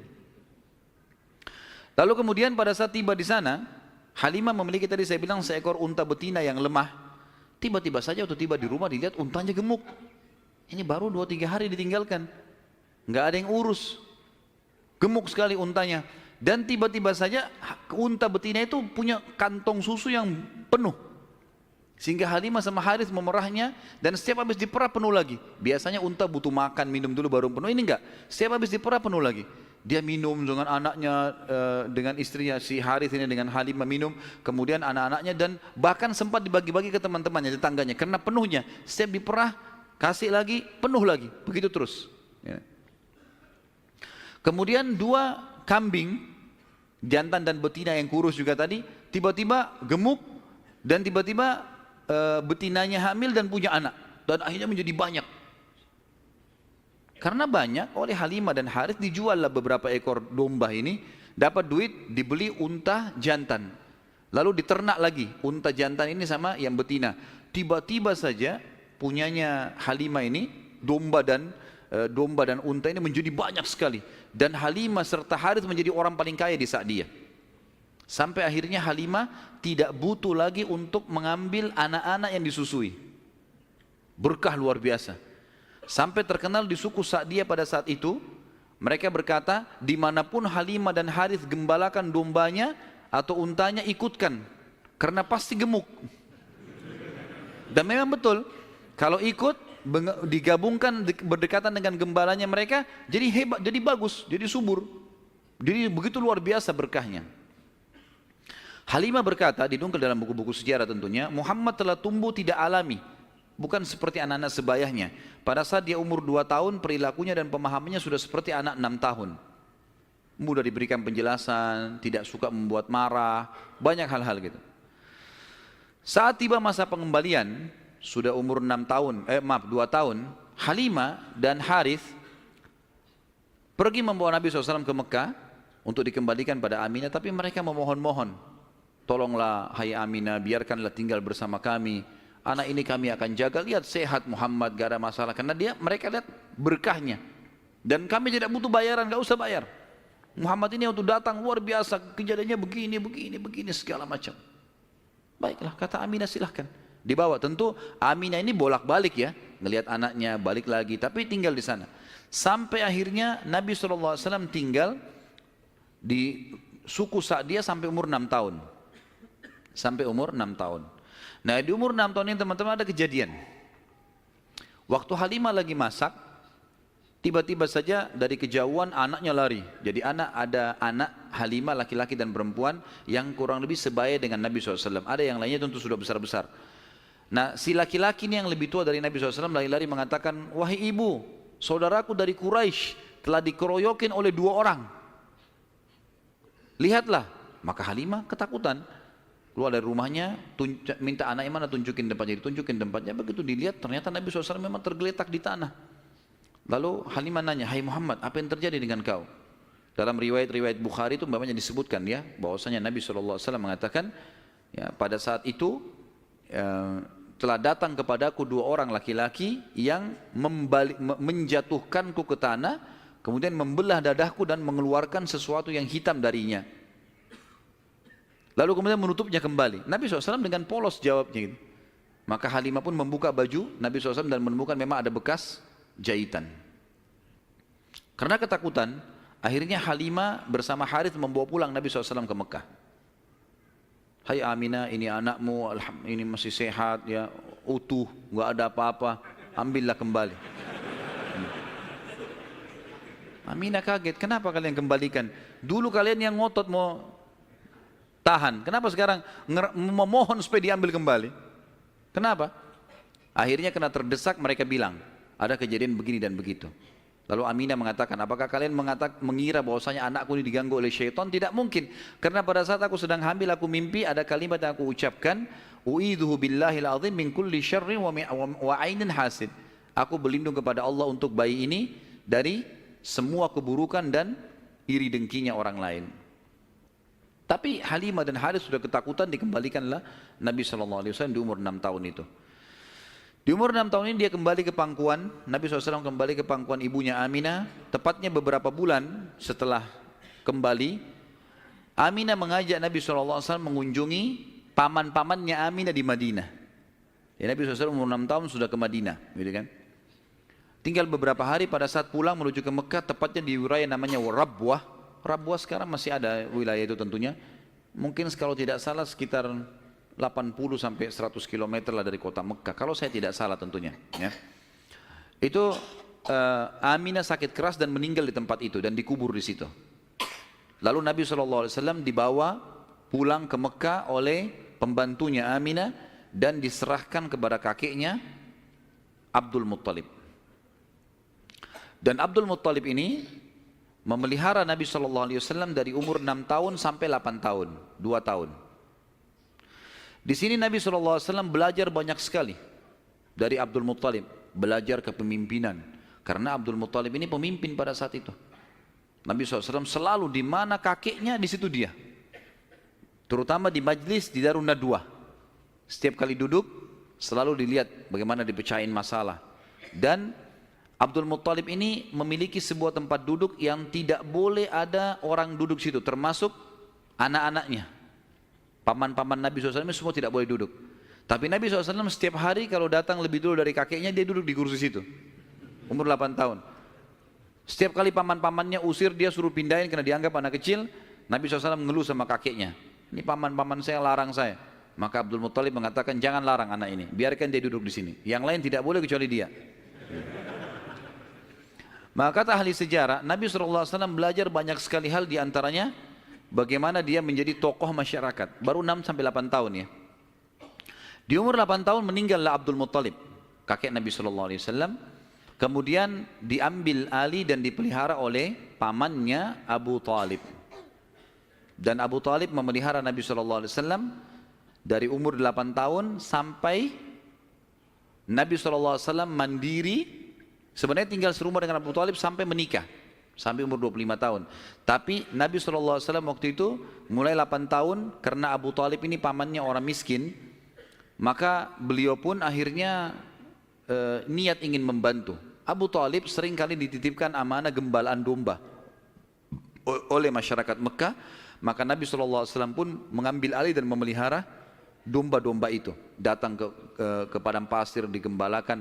Dan ini teman-teman sekalian perlu digarisbawahi, memang semua nabi-nabi dengan hikmah Allah memang dibuat atau di awal-awal umur mereka sebelum dinobatkan jadi nabi mengembala domba. Kata Nabi SAW, tidak ada seorang nabi pun kecuali menjadi pengembala domba sebelum masa penobatan. Sebagian ulama tentu membahas masalah domba ini karena domba-domba ini hewan-hewan yang lembut, kalau mereka makan mereka tidak rebutan, artinya mereka mengelompok di padang pasir. Dan pada saat lagi nunggu gembala, orang pengembala ini bisa bertafakur, melihat langit luas, menunggu berjam-jam. Jadi itu juga ada diantara hikmahnya. Nabi SAW ini mengembala teman-teman sekalian dari umur 8 tahun sampai umur 21 tahun. Mengembala domba. Ya. Ini umur di mana Nabi SAW pada saat itu mengembala atau menjaga gembalaan ini. Tentu di atas umur 21 tahun, baginda Nabi SAW sudah mulai terjun ke bisnis. Sudah mulai terjun ke bisnis, meninggalkan gembala domba, kemudian mulai berusaha. Di antara yang dilakukan oleh Nabi SAW adalah membeli beberapa produk di pasar Ukaz, pasar khasnya orang Mekah. Ya. Kalau yang saya pernah kumpulkan informasi, kalau tidak salah memang lokasinya di pasar Seng dulu itu. Tapi sekarang pasar Senen juga sudah dihancurin ya. Dan teman-teman yang belum pernah ke sana belum tahu, tapi yang sudah berangkat dulu tahu. Di mana di situ sudah terkenal pasar dari dulu, tapi sekarang sudah diratakan jadi jalanan dan bangunan. Nabi SAW mulai di umur 21 tahun berdagang, dan di hari pertama beliau berdagang, beliau mengambil barang-barang kemudian beliau menjualnya. Ada satu orang yang datang membeli dagangan Nabi SAW, membeli dagangan Nabi SAW. Orang ini dari luar Mekah. Dia datang, ini umur Nabi sudah 21 tahun ya, sudah tinggalin gembalaan, sekarang mulai masuk bisnis. Pada saat Nabi SAW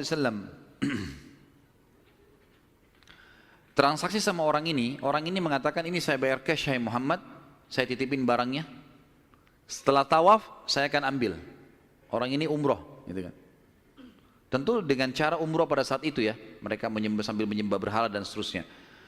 Ini syariat Nabi Ibrahim yang masih tertinggal.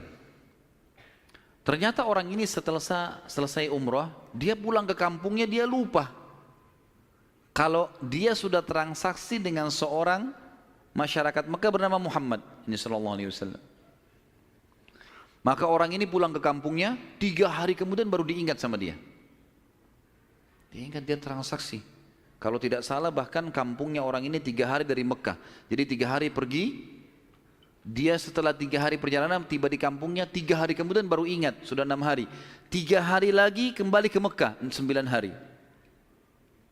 Begitu tiba di Mekah, dia buru-buru ke pasar Ukaz, dia kaget melihat Nabi SAW dalam kondisi yang sama. Menjaga barangnya, tidak bergerak di situ terus. Waktu itu belum ada penyumbatan jadi Nabi ya, belum ada syariat, belum ada apa-apa. Lalu orang itu bertanya, hai Muhammad, apakah kau menunggu dari pertama saya terhadap kamu barang ini? Dia bilang iya, karena anda mengatakan suruh tunggu. Gara-gara itu keluar julukan Muhammad Al-Amin, orang yang paling bisa terpercaya. Ternyata subhanallah, kejadian ini membuat satu Mekah tersebar, bahkan banyak di wilayah-wilayah sekitar Jazirah terkenal, ada orang di Mekah yang bisa dipercaya namanya Muhammad. Akhirnya orang-orang Mekah pada datang mengamanahkan titipan-titipannya. Dan semenjak itu Nabi SAW menjadi pedagang yang sangat sukses. Salah satu strategi dagang Nabi SAW adalah setiap orang titipin macam-macam. Jadi sekian banyak orang menitip. Termasuk yang menitip sama beliau adalah Khadijah, seorang pedagang, seorang janda kaya yang memang memiliki harta. Dan Nabi SAW punya strategi dagang. Dagangnya adalah beliau mengambil uang-uang titipan orang di Mekah, lalu ditransaksikan, beli produk Mekah. Apa saja produk Mekah? Semua pedagang pada saat itu tidak terkecuali, semuanya mereka bawa emas, mereka bawa perak ke negeri Syam, baru mereka beli barang dari negeri Syam, dibawa ke Mekah baru transaksi. Jadi cuma 1 kali transaksi saja. Nabi SAW tidak.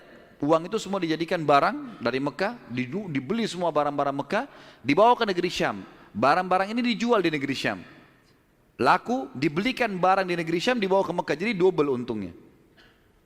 Karena ini teman-teman sekalian, Nabi SAW menjadi pada saat itu salah satu orang terkayanya Mekah.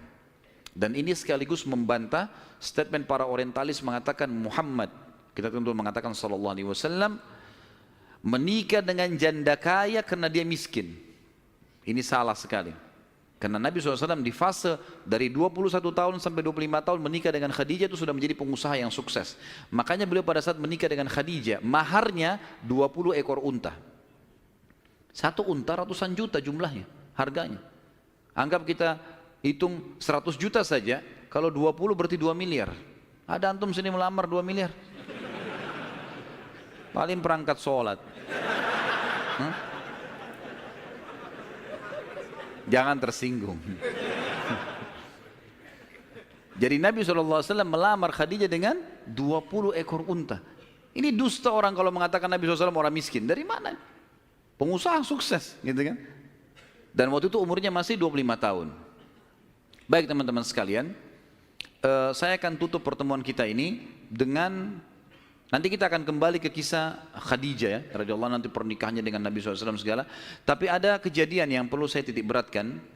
Kejadian pada saat umur Nabi SAW 12 tahun. Kita review dulu kembali. Waktu umur 12 tahun, kan beliau dari umur 8 tahun sampai menikah kan tinggal sama Abu Talib. Dan Nabi SAW punya akhlak yang baik sekali, mulia sekali. Sampai Abu Talib itu sendiri malu dengan Nabi SAW di umur 8 tahun. Anaknya Abu Talib banyak. Kalau istrinya Abu Talib lagi siapin makan, anak-anaknya pada berebut. Nabi SAW duduk di pojok rumah. Enggak sama sekali. Enggak berebut. Nanti kalau selesai makan ada sisanya beliau makan. Sallallahu alaihi wasallam. Punya akhlak yang mulia dari masih kecil. Sampai Abu Talib bilang sama istrinya, khusus untuk Muhammad sisipkan makanan. Karena dia tidak ikut berebut sama mereka. Gitu kan. Baik, di umur 12 tahun, pernah satu waktu Abu Talib ini mau ke negeri Syam. Urusan dagang. Pertama kalinya Nabi SAW, biasanya Nabi ini selalu pemalu, nggak banyak minta dan nuntut ke pamannya. Khusus pada saat itu Nabi SAW bergantung di bajunya Abu Talib, nggak mau lepasin. Pokoknya dia mau ikut. Abu Talib heran, nggak pernah Nabi SAW berperilaku begini. Musyawarah sama istrinya, nggak pernah Muhammad begini. Kenapa seperti ini? Pasti ada sesuatu gitu. Maka setelah musyawarah, kayaknya dibawa aja deh. Dibawalah ke negeri Syam. Pergilah Nabi SAW bersama dengan Abu Talib dan kafilahnya. Pada saat mau tiba di negeri Syam, sebelum tiba di negeri Syam, kafilah ini melewatin sebuah gereja teman-teman sekalian, dan di situ ada satu pendeta bernama Bahira. Dan ini riwayat Bukhari Muslim menceritakan masalah itu ya. Dan sampai sekarang di negeri Syam masih ada puing-puingnya gerejanya Bahira ini. Pada saat itu di zaman Nabi SAW ada gereja ini, dan sampai sekarang masih ada sisa puingnya. Saya pernah lihat cuplikannya sendiri, ada sisa puingnya di negeri Syam. Tepatnya di Syria ya. Kemudian teman-teman sekalian, pada saat melewatin kafilah ini melewatin gereja, si Bahira ini kepala pendeta di gereja itu memang lagi nunggu informasi tentang Nabi terakhir nih.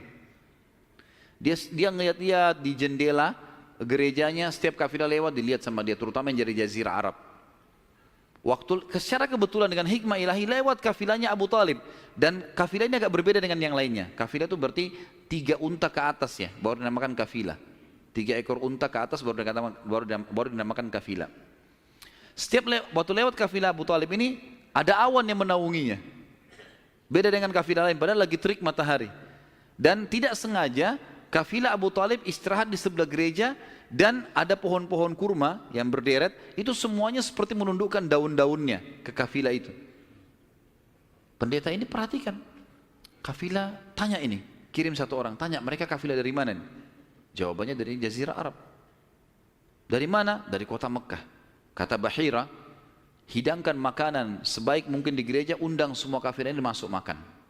Diundanglah. Ringkas cerita, masuklah mereka untuk makan, dan pada saat satu kafilah ini masuk, yang ditinggalkan di situ hanya Nabi SAW. Nabi nggak boleh masuk karena tradisi orang Arab dulu aib kalau anak kecil ikut makan. Nanti selesai orang tua makan baru makan. Tapi ini tradisi jahiliyah. Kalau sekarang antum lakukan, antum juga jahiliyah. Makan, kasih anak-anak makan. Kenapa harus disendirikan? Mungkin dia lapar, kesian. Gitu kan? Baiklah. Waktu lagi makan, Bahira ini memperhatikan satu persatu orang-orang Quraisy ini, wajahnya. Karena mereka tahu cirinya Nabi terakhir. Alisnya, wajahnya, mukanya, kulitnya, jalur nasabnya, semua jelas. Tidak semua, tidak ada tanda-tanda kenabiannya. Ini mukanya muka biasa semua. Maka si Bahira tanya, apakah masih ada dari kafilah kalian yang tidak ikut makan? Kata mereka, ada satu anak kecil di depan, kami suruh jaga barang kami. Kata Bahira, boleh saya ketemu? Oh silahkan. Mereka lagi asyik makan. Bahira keluar menemui Nabi SAW. Nabi lagi duduk di bawah pohon. Lalu Bahira memanggil dia, mengatakan, hai anak kecil, ikutlah dengan saya. Kafilahnya disuruh jaga oleh beberapa pegawainya Bahira ini. Masuk di satu ruangan di gereja. Kemudian Nabi SAW berdiri lalu kata, jadi orang Mekah begini teman-teman, di Mekah itu ada patung namanya Lat dan Uzza. Lat dan Uzza ini 2 patung yang luar biasa dikultuskan di Mekah. Hebat patung ini menurut mereka. Jadi kalau bersumpah atas nama Lat dan Uzza sudah tidak mungkin berbohong. Kalau bohong kualat nih. Maka pendeta ini tahu Bahira, dia bilang, hai anak kecil, saya akan bertanya kepadamu atas nama Lat dan Uzza. Ini semua anak kecil sampai orang tua di Mekah tahu nama ini, dan mereka ketakutan kalau dengar nama ini. Apa jawaban Nabi SAW waktu itu? Umur 12 tahun, masih kecil. Kalau kita sekarang masih SD gitu kan. Maka beliau mengatakan, jangan engkau sebutkan 2 nama berhala itu karena aku membencinya. Aku tidak suka dengan patung itu. Penasaran Bahir. Diperhatikan wajahnya, alisnya, matanya Nabi SAW. Perlu teman-teman tahu ya, ciri fisik Nabi SAW itu luar biasa. Tersebutkan secara rinci di Taurat dan Injil. Allah mengatakan dalam Al-Quran, A'udzubillahi minasyaitonirrajim, ya'rifunahu kama ya'rifuna abna'ahum. Orang-orang ahli kitab, terutama Yahudi dan Nasrani ini, maksudnya orang Yahudi dan Nasrani, betul-betul mengetahui Muhammad SAW sebagaimana mereka mengenal anak-anaknya. Karena terinci. Disebutkan dalam hadis, alis Nabi SAW seperti busur panah yang lebar, berwarna hitam dan tebal. Bola mata beliau SAW besar, kelopaknya dan dipenuhi dengan bulu mata yang lebat. Bola matanya putihnya putih bersih, hitamnya hitam pekat. Hidungnya yang mancung, bibir, dahi dan pipi yang setara dengan wajah, tidak oval dan juga tidak bulat, gitu kan. Kulitnya sangat putih sampai Nabi SAW pipinya kemerah-merahan. Jadi sangat tampan, luar biasa. Sampai ahli hadis mengatakan kalau Yusuf alaihissalam diberikan sepertiga gagahan dunia, maka Nabi SAW memberikan seluruh kegagahan dunia. Tidak pernah ada orang melihat Nabi SAW tidak suka.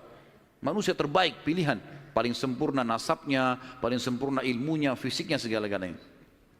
Bahira memperhatikan Nabi SAW, ini semua ciri yang disebutkan dalam Injil ada.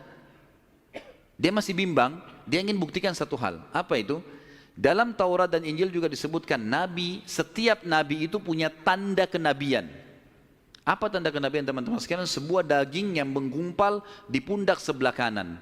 Dan daging itu berwarna merah kehitam-hitaman dan dimiliki dengan atau memiliki bulu yang lebat. Maka Bahira berkata, hai anak kecil, apa kau izinkan saya untuk melihat punggungmu? Dia mengatakan, iya silakan. Dibukalah oleh Nabi SAW. Begitu dia lihat tanda itu, lalu Bahira menciumnya dan mengatakan, kaulah orangnya. Tapi garis bawah satu hal ya, tanda ini tanda kenabian. Hah? Sudah selesai dengan Nabi Muhammad SAW. Jadi kalau di punggung antum ada dusta semua itu. Tidak ada hubungannya sama Nabi. Loh ya, karena banyak orang yang ngaku-ngaku Nabi nih. Kata Nabi SAW akan datang 50 dajjal, pendusta. Setelah aku meninggal, mengaku semuanya Nabi. Mereka semua pendusta, aku penutup para Nabi dan Rasul, gitu kan. Karena ada orang mengaku gitu. Jadi ini khas untuk Nabi-Nabi dan sudah ditutup dengan Nabi Muhammad SAW. Sudah habis ceritanya. Nah, jadi kalau ada yang gumpal-gumpal itu daging numpang aja.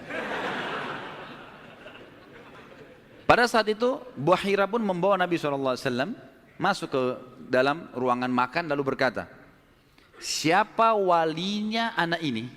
Wali, ya. Siapa walinya anak ini? Kata Abu Talib, saya ayahnya. Abu Talib berkata, pamannya. Kata Bahira, tidak mungkin kau ayahnya. Anak ini mati ayahnya waktu dia masih 6 bulan di perut ibunya. Pendeta di negeri Syam tahu.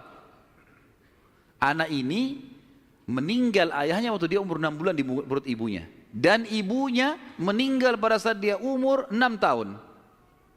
Serta dia dibina dan dididik. Dibina itu maksudnya dikasih, kalau bahasa Arab itu bina itu berarti seperti bangunan itu dibanguni, dididik, dibesarkan dan seterusnya oleh kakeknya sampai umur 8 tahun. Dan kalau kau benar kerabatnya, kau adalah pamannya. Abu Talib kaget, dari mana anda tahu semua itu? Benar semua. Dia bilang, kami temukan dalam kitab kami. Ketahuilah, keponakan kau ini adalah nabi terakhir yang sedang ditunggu oleh orang-orang. Dan kalau orang Yahudi tahu dia dari turunan Arab, maka pasti mereka akan membunuhnya sebagaimana mereka berusaha membunuh Isa alaihissalam. Kalau mereka tidak suka, mereka tolak, gitu kan? Maka jangan bawa ke negeri Syam, bawa pulang ke Mekah segera. Akhirnya dibawa pulanglah Nabi SAW ke Mekah pada saat itu. Waktu dibawa pulang ke Mekah, setelah tiba di Mekah, maka ada kejadian kecil di sini dan kita tutup dengan ini tentunya.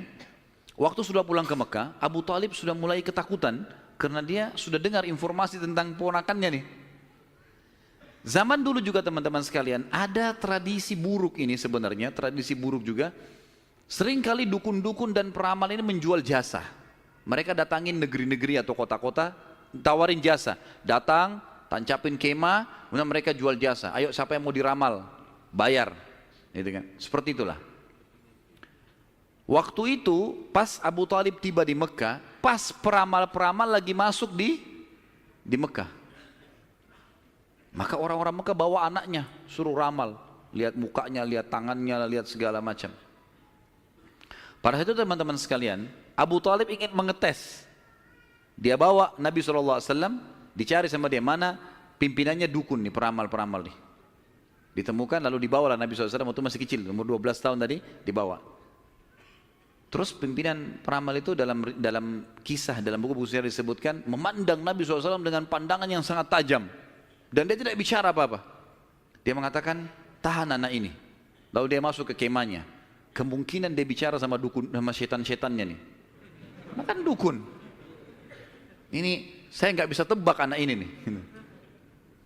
Abu Thalib lihat pimpinan ini, biasanya dia kalau anak-anak Mekah datang, oh ini nasibnya begini, sudah bawa, bayar. Seperti itulah. Ini enggak. Lama dalam kemah. Abu Thalib ketakutan, dibawa Nabi SAW. Dan Abu Thalib titip pesan, kalau dia tanya, jangan sebutin di mana anak ini. Dibawalah Nabi SAW pulang ke rumah, Abu Thalib kembali ke situ. Lama, baru dukun itu keluar, peramal itu keluar dari kemahnya. Lalu dia teriak, mana anak tadi itu di sini? Enggak ada yang nyaut, karena Abu Thalib sudah titip pesan. Abu Thalib waktu itu termasuk anaknya Abdul Muttalib, Raja Mekah. Tapi Abu Thalib tidak dinobatkan jadi raja pada saat itu kan. Maka mereka diam. Yang kedua kali, mana anak itu di sini? Sampai 3 kali, kesimpulan terakhir, kata peramal itu, kita tentu tidak percaya peramal, tapi dia mengatakan, ya, kalau anak itu memiliki kedudukan yang sangat tinggi, dan dia akan memimpin dunia. Begitu loh bahasanya. Dengan ini teman-teman sekalian, maka orang-orang Mekah jadi lebih yakin kalau Nabi SAW ini punya kedudukan. Walaupun kita secara orang Muslim tidak percaya dengan dukun semuanya, tapi historinya begitu. Secara histori seperti itu. Allahu a'lam. Dan insya Allah nanti kedepannya kita akan bahas tentang pernikahan Nabi SAW, prosesi pernikahannya, ya, kemudian anak-anaknya, sampai ke masa fase kenabian. Allahu a'lam.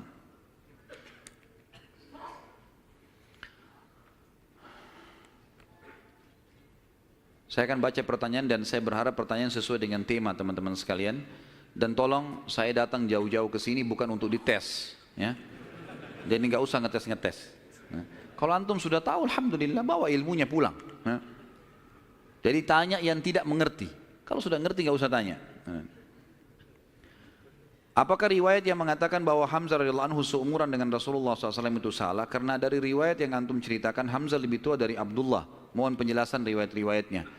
Yang dimaksud dalam riwayat Nabi SAW sebaya, bukan seumur dengan Hamzah. Sebaya, orang-orang Arab itu membahasakan sebaya itu seperti orang yang setara postur tubuhnya, ya, dekat paras wajahnya. Jadi bukan masalah umur.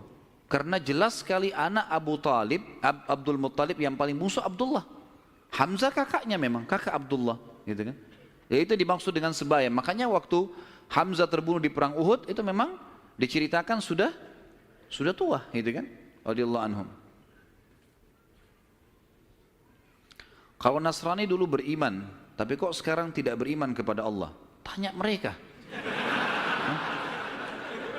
Kenapa tanya saya? Hah? Salah pertanyaan ini. Kenapa sekarang tidak beriman kan gitu? Baiklah. Saya berikan gambaran saja, mudah-mudahan masuk. Orang-orang Nasrani, di antara tafsir Al-Fatihah yang disebutkan oleh Ibnu Abbas radhiyallahu anhuma, ghairil maghdubi alaihim waladdallin, bukan orang-orang yang kau murkahi ya Allah dan bukan orang-orang yang sesat. Kata Ibnu Abbas, ini Ibnu Abbas hibr ummah, ini ulamanya, sahabat, terutama dalam ilmu tafsir, gitu kan? Beliau mengatakan maghdubi alaihim, orang yang dimurkai adalah Yahudi. Dhalin, sesat adalah orang-orang Nasrani. Lalu dirincikanlah. Kenapa Allah murka dengan orang Yahudi? Karena Yahudi tahu betul kebenaran Islam, tapi mereka nolak. Dan bukan cuma Nabi Muhammad SAW, mereka sudah menolak Nabi Isa sebelumnya. Padahal alasannya mereka nolak sekarang masuk Islam karena mereka bilang Nabi terakhir dari Bani Israel, bukan dari Arab. Karena Arab kami nggak mau. Tapi ini dusta. Karena Nabi Isa sebelumnya sudah dari Bani Israel, tapi mereka tidak mau imani. Jadi dusta saja gitu. Maka Ibn Abbas mengatakan maghdubi alaihim orang-orang Yahudi. Kemudian Nasrani dhalin, Yahudi tahu kebenaran tidak mau diikuti maka Allah murka. Dhalin adalah sesat. Sesat kenapa? Sesat maksudnya apa? Orang sesat jalan berarti dia tidak punya ilmu kan gitu. Orang-orang Nasrani mau menyebarkan agama mereka tapi mereka salah. Dengan mengatakan Trinitas misalnya, gitu kan? Sementara Allah mengatakan lam yalid wa lam yulad, gitu. Dan memang dalam agama dalam kelompok Nasrani sekarang masih ada kelompok Nasrani yang mentauhidkan Allah. Umumnya yang dapat hidayah dari mereka-mereka ini. Tapi kalau orang yang mengatakan Trinitas ini biasanya sudah terdoktrin dengan keyakinan itu. Dan Allah sudah mengatakan, A'udzubillahi minasyaitonirrajim, laqad kafara alladziina qalu innallaha tsalitsu tsalatsa. Telah kafir orang-orang yang mengatakan Allah itu atau Trinitas ya. Saya sarankan teman-teman, saran saya ya, tentu saya tidak kenal orang ini, tapi saya sendiri melihat cuplikan di YouTube yang disampaikan benar. Saya tidak belum ikutin semua serialnya, tapi saya melihat orang ini, dia ahli sejarah dari Palestina dan dia coba mengangkat tentang kenapa bisa ada Nasrani yang mengatakan Trinitas dan ada yang juga masih mentauhidkan Allah. Namanya Jihad Turbani. Jihad Turbani ini kalau teman-teman ketik, insya Allah sudah ada terjemahan bahasa Indonesia.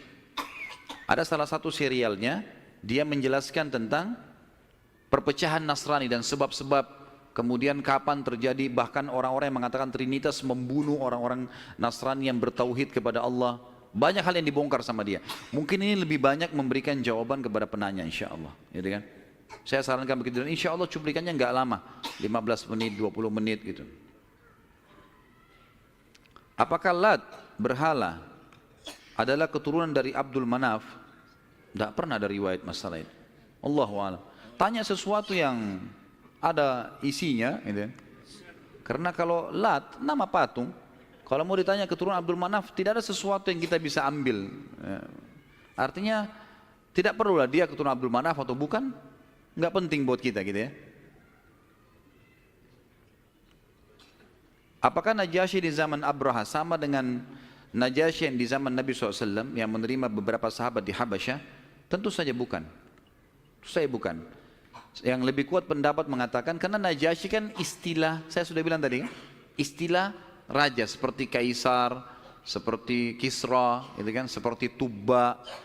Jadi di bawah si siapa namanya Najasyi ini, itu nama induknya nanti ada nama-nama orang lagi. Yang lebih kuat yang saya temukan dalam buku-buku sejarah bukan yang hidup di zaman Nabi SAW.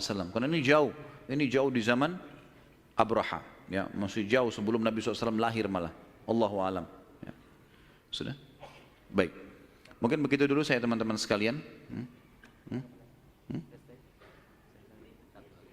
Sesuai tema enggak? Karena ada saya temukan banyak orang tidak sesuai dengan tema. Ada juga orang yang sengaja ngetes. Lempar pertanyaan, sengaja ngetes, terulang-ulang. Dan sekarang itu yang banyak dipelintir-pelintir di YouTube tuh. Diambil lagi tanya jawab, dipelintir lagi, dibuat masalah lagi. Untuk apa ini semua? Kalau ada teman-teman yang hadir di sini, saya nasihati bertakwa kepada Allah. Hadir majelis ilmu, niat untuk ilmu. Sudah fahamnya, sudah amalkan. Semua ada pertanggungjawaban di hadapan Allah SWT. Dan saya manusia biasa. Saya bisa salah kan gitu. Tapi kesalahan saya untuk dinasihati, bukan untuk dijadikan masalah, karena semua orang salah kan. Sahabat saja punya pendapat dua kadang-kadang. Imam Syafi'i pernah punya pendapat lama dan pendapat baru. Bukan sesuatu yang manusia bisa salah gitu kan. Imam Abu Hanifah, Imam Ahmad, 4 imam mazhab ini mereka punya pendapat lama dan pendapat baru. Kadang-kadang diperbaiki dengan pendapat yang baru karena dulu pernah keliru. Wajar saja. Kadang-kadang kita salah mengucapin sesuatu, mungkin kesalahan kedangkalan ilmu atau mungkin kesalahan menyebutkan. Maka ini harus lebih hati-hati teman-teman sekalian. Bagaimana menanggapi tuduhan non-muslim mengenai kematian Rasulullah SAW yang katanya beliau meninggal karena diracuni oleh wanita Yahudi sewaktu di Khaybar? Semoga anak ustadz yang sedang sakit diberi kesembuhan. Jazakallah khair. Amin insyaallah. Tentu kalau saya pribadi, saya bukan menemukan itu pendapat Nasrani. Itu pendapat sebagian ahli sejarah muslim. Karena memang Nabi SAW, nanti akan kita bahas di fase Khaybar, peperangan Khaybar, beliau sempat dihidangkan memang makanan racun. Dan ada satu sahabat yang memakan makanan yang sama racunnya, itu lumpuh. Sahabat itu. Dan meninggal beberapa waktu setelah lumpuh, karena ganasnya racun itu. Maka sebagian ahli sejarah muslim mengatakan, Nabi SAW berkumpul pada beliau berkumpul pada dua hal. Kemuliaan pada saat meninggal dalam keadaan Nabi dan meninggal pada saat mati syahid. Ini ijtihadnya sebagian ulama. Tapi kita tidak ambil pendapat orang-orang Nasrani, ini pendapat memang sejarawan muslim. Allahu a'lam. Baik, sampai sini insya Allah bahasan kita. Dan kita akan lanjutkan nanti dengan izin Allah, kalau Allah masih panjangkan umur dan berkahi, bulan depan insya Allah masalah menikahnya Nabi SAW dengan Khadijah, keturunannya, kemudian beberapa hal yang berhubungan dengan itu. Kemudian kita masuk insya Allah ke masalah fase penobatan kenabian, insya Allah, biidznillah. Mungkin begitu, semoga apa yang kita bahas pada hari ini bermanfaat buat kita semua. Dan semoga semua dosa yang pernah kita lakukan dimaafkan oleh Sang Pencipta Allah dan diganti menjadi pahala dengan kemahamurahannya. Dan semoga semua amal yang pernah kita kerjakan diterima olehnya. Semua sisa umur kita ke depan diberkahi, baik di keluarga, di harta, di keturunan. Kemudian juga puncaknya kita masuk surga tanpa hisab. Dan kita selalu mendoakan saudara kita di Palestina, di Syria, di Yaman, di Irak, di Myanmar, di Ahsa, dimanapun mereka berada sedang tertindas. Semoga Allah ikhlaskan niat mereka, terima para syuhada mereka, muliakan Islam di tangan mereka dan tangan kita semua. Dan semoga Allah dengan kemahamurahannya menyatukan kita semua di surga firdausnya tanpa hisab. Kalau ada benar dari Allah, kalau ada salah dari saya mohon dimaafkan. Sebelum kafaratul majlis, saya mengajak teman-teman sekalian untuk kembali ke web resmi di www.khalidbasalamah.com. Dan saya ingatkan, kalau ada teman-teman yang ingin menyebarkan ceramah, maka saya sarankan tidak ada komersial. Jangan dikomersialkan, gitu kan. Kalau dikomersialkan akhirnya nanti antum memaksakan diri untuk memberikan judul yang menggelitik lah dan seterusnya. Dan ini akhirnya menjadi sumber fitnah yang menjadi kemana-mana gitu. Jadi ada satu orang bahkan sempat memasukkan email ke tim kami lalu mengatakan, kenapa Ustadz sekarang menahan ceramah-ceramah ini? Apakah Ustadz lebih mendahulukan dunia daripada akhirat? Gara-gara dianya mengomersialkan ceramah ini. Kemudian kami tahan komersial itu, tidak boleh lagi dikomersialkan. Kalau tim kami yang mengomersialkan itu hak, karena kita yang shooting, kita yang segala itu hak umum saja, tidak ada pelanggaran agama. Tapi teman-teman ini mengomersialkan, lalu kemudian dia bersangka buruk, gitu. Mengatakan saya sudah mengupload sekian ratus ceramah, lalu ada si fulan sekian ratus ceramah, sekian bulan, kenapa harus ditahan? Gitu. Kami nggak tahan, asal tidak dikomersialkan. Tapi komersial melanggar akad, kan itu. Jadi tidak boleh sama sekali teman-teman sekalian. Cukup dengarkan, sebarkan sebagai hal yang bermanfaat. Kemudian juga insya Allah besok subuh biidznillah kita akan bahas buku, bedah buku judulnya Akibat Makanan Haram. Dan teman-teman bisa temukan bukunya insya Allah dengan panitia masjid. Itu buku kecil dan insya Allah kita akan bahas secara terinci. Mudah-mudahan Allah mudahkan, insya Allah kita selesaikan juga. Dan temanya sudah diangkat sebenarnya di YouTube. Kemarin tablik akbar di Makassar sekitar 2 jam lebih. Tapi besok mungkin karena waktu kita kepepet, saya akan masuk ke poin-poin intinya. Allahu a'lam. Subhanakallahumma wa bihamdika asyhadu an la ilaha illallah astaghfirullah wa atubu ilaih. Wassalamualaikum warahmatullahi wabarakatuh.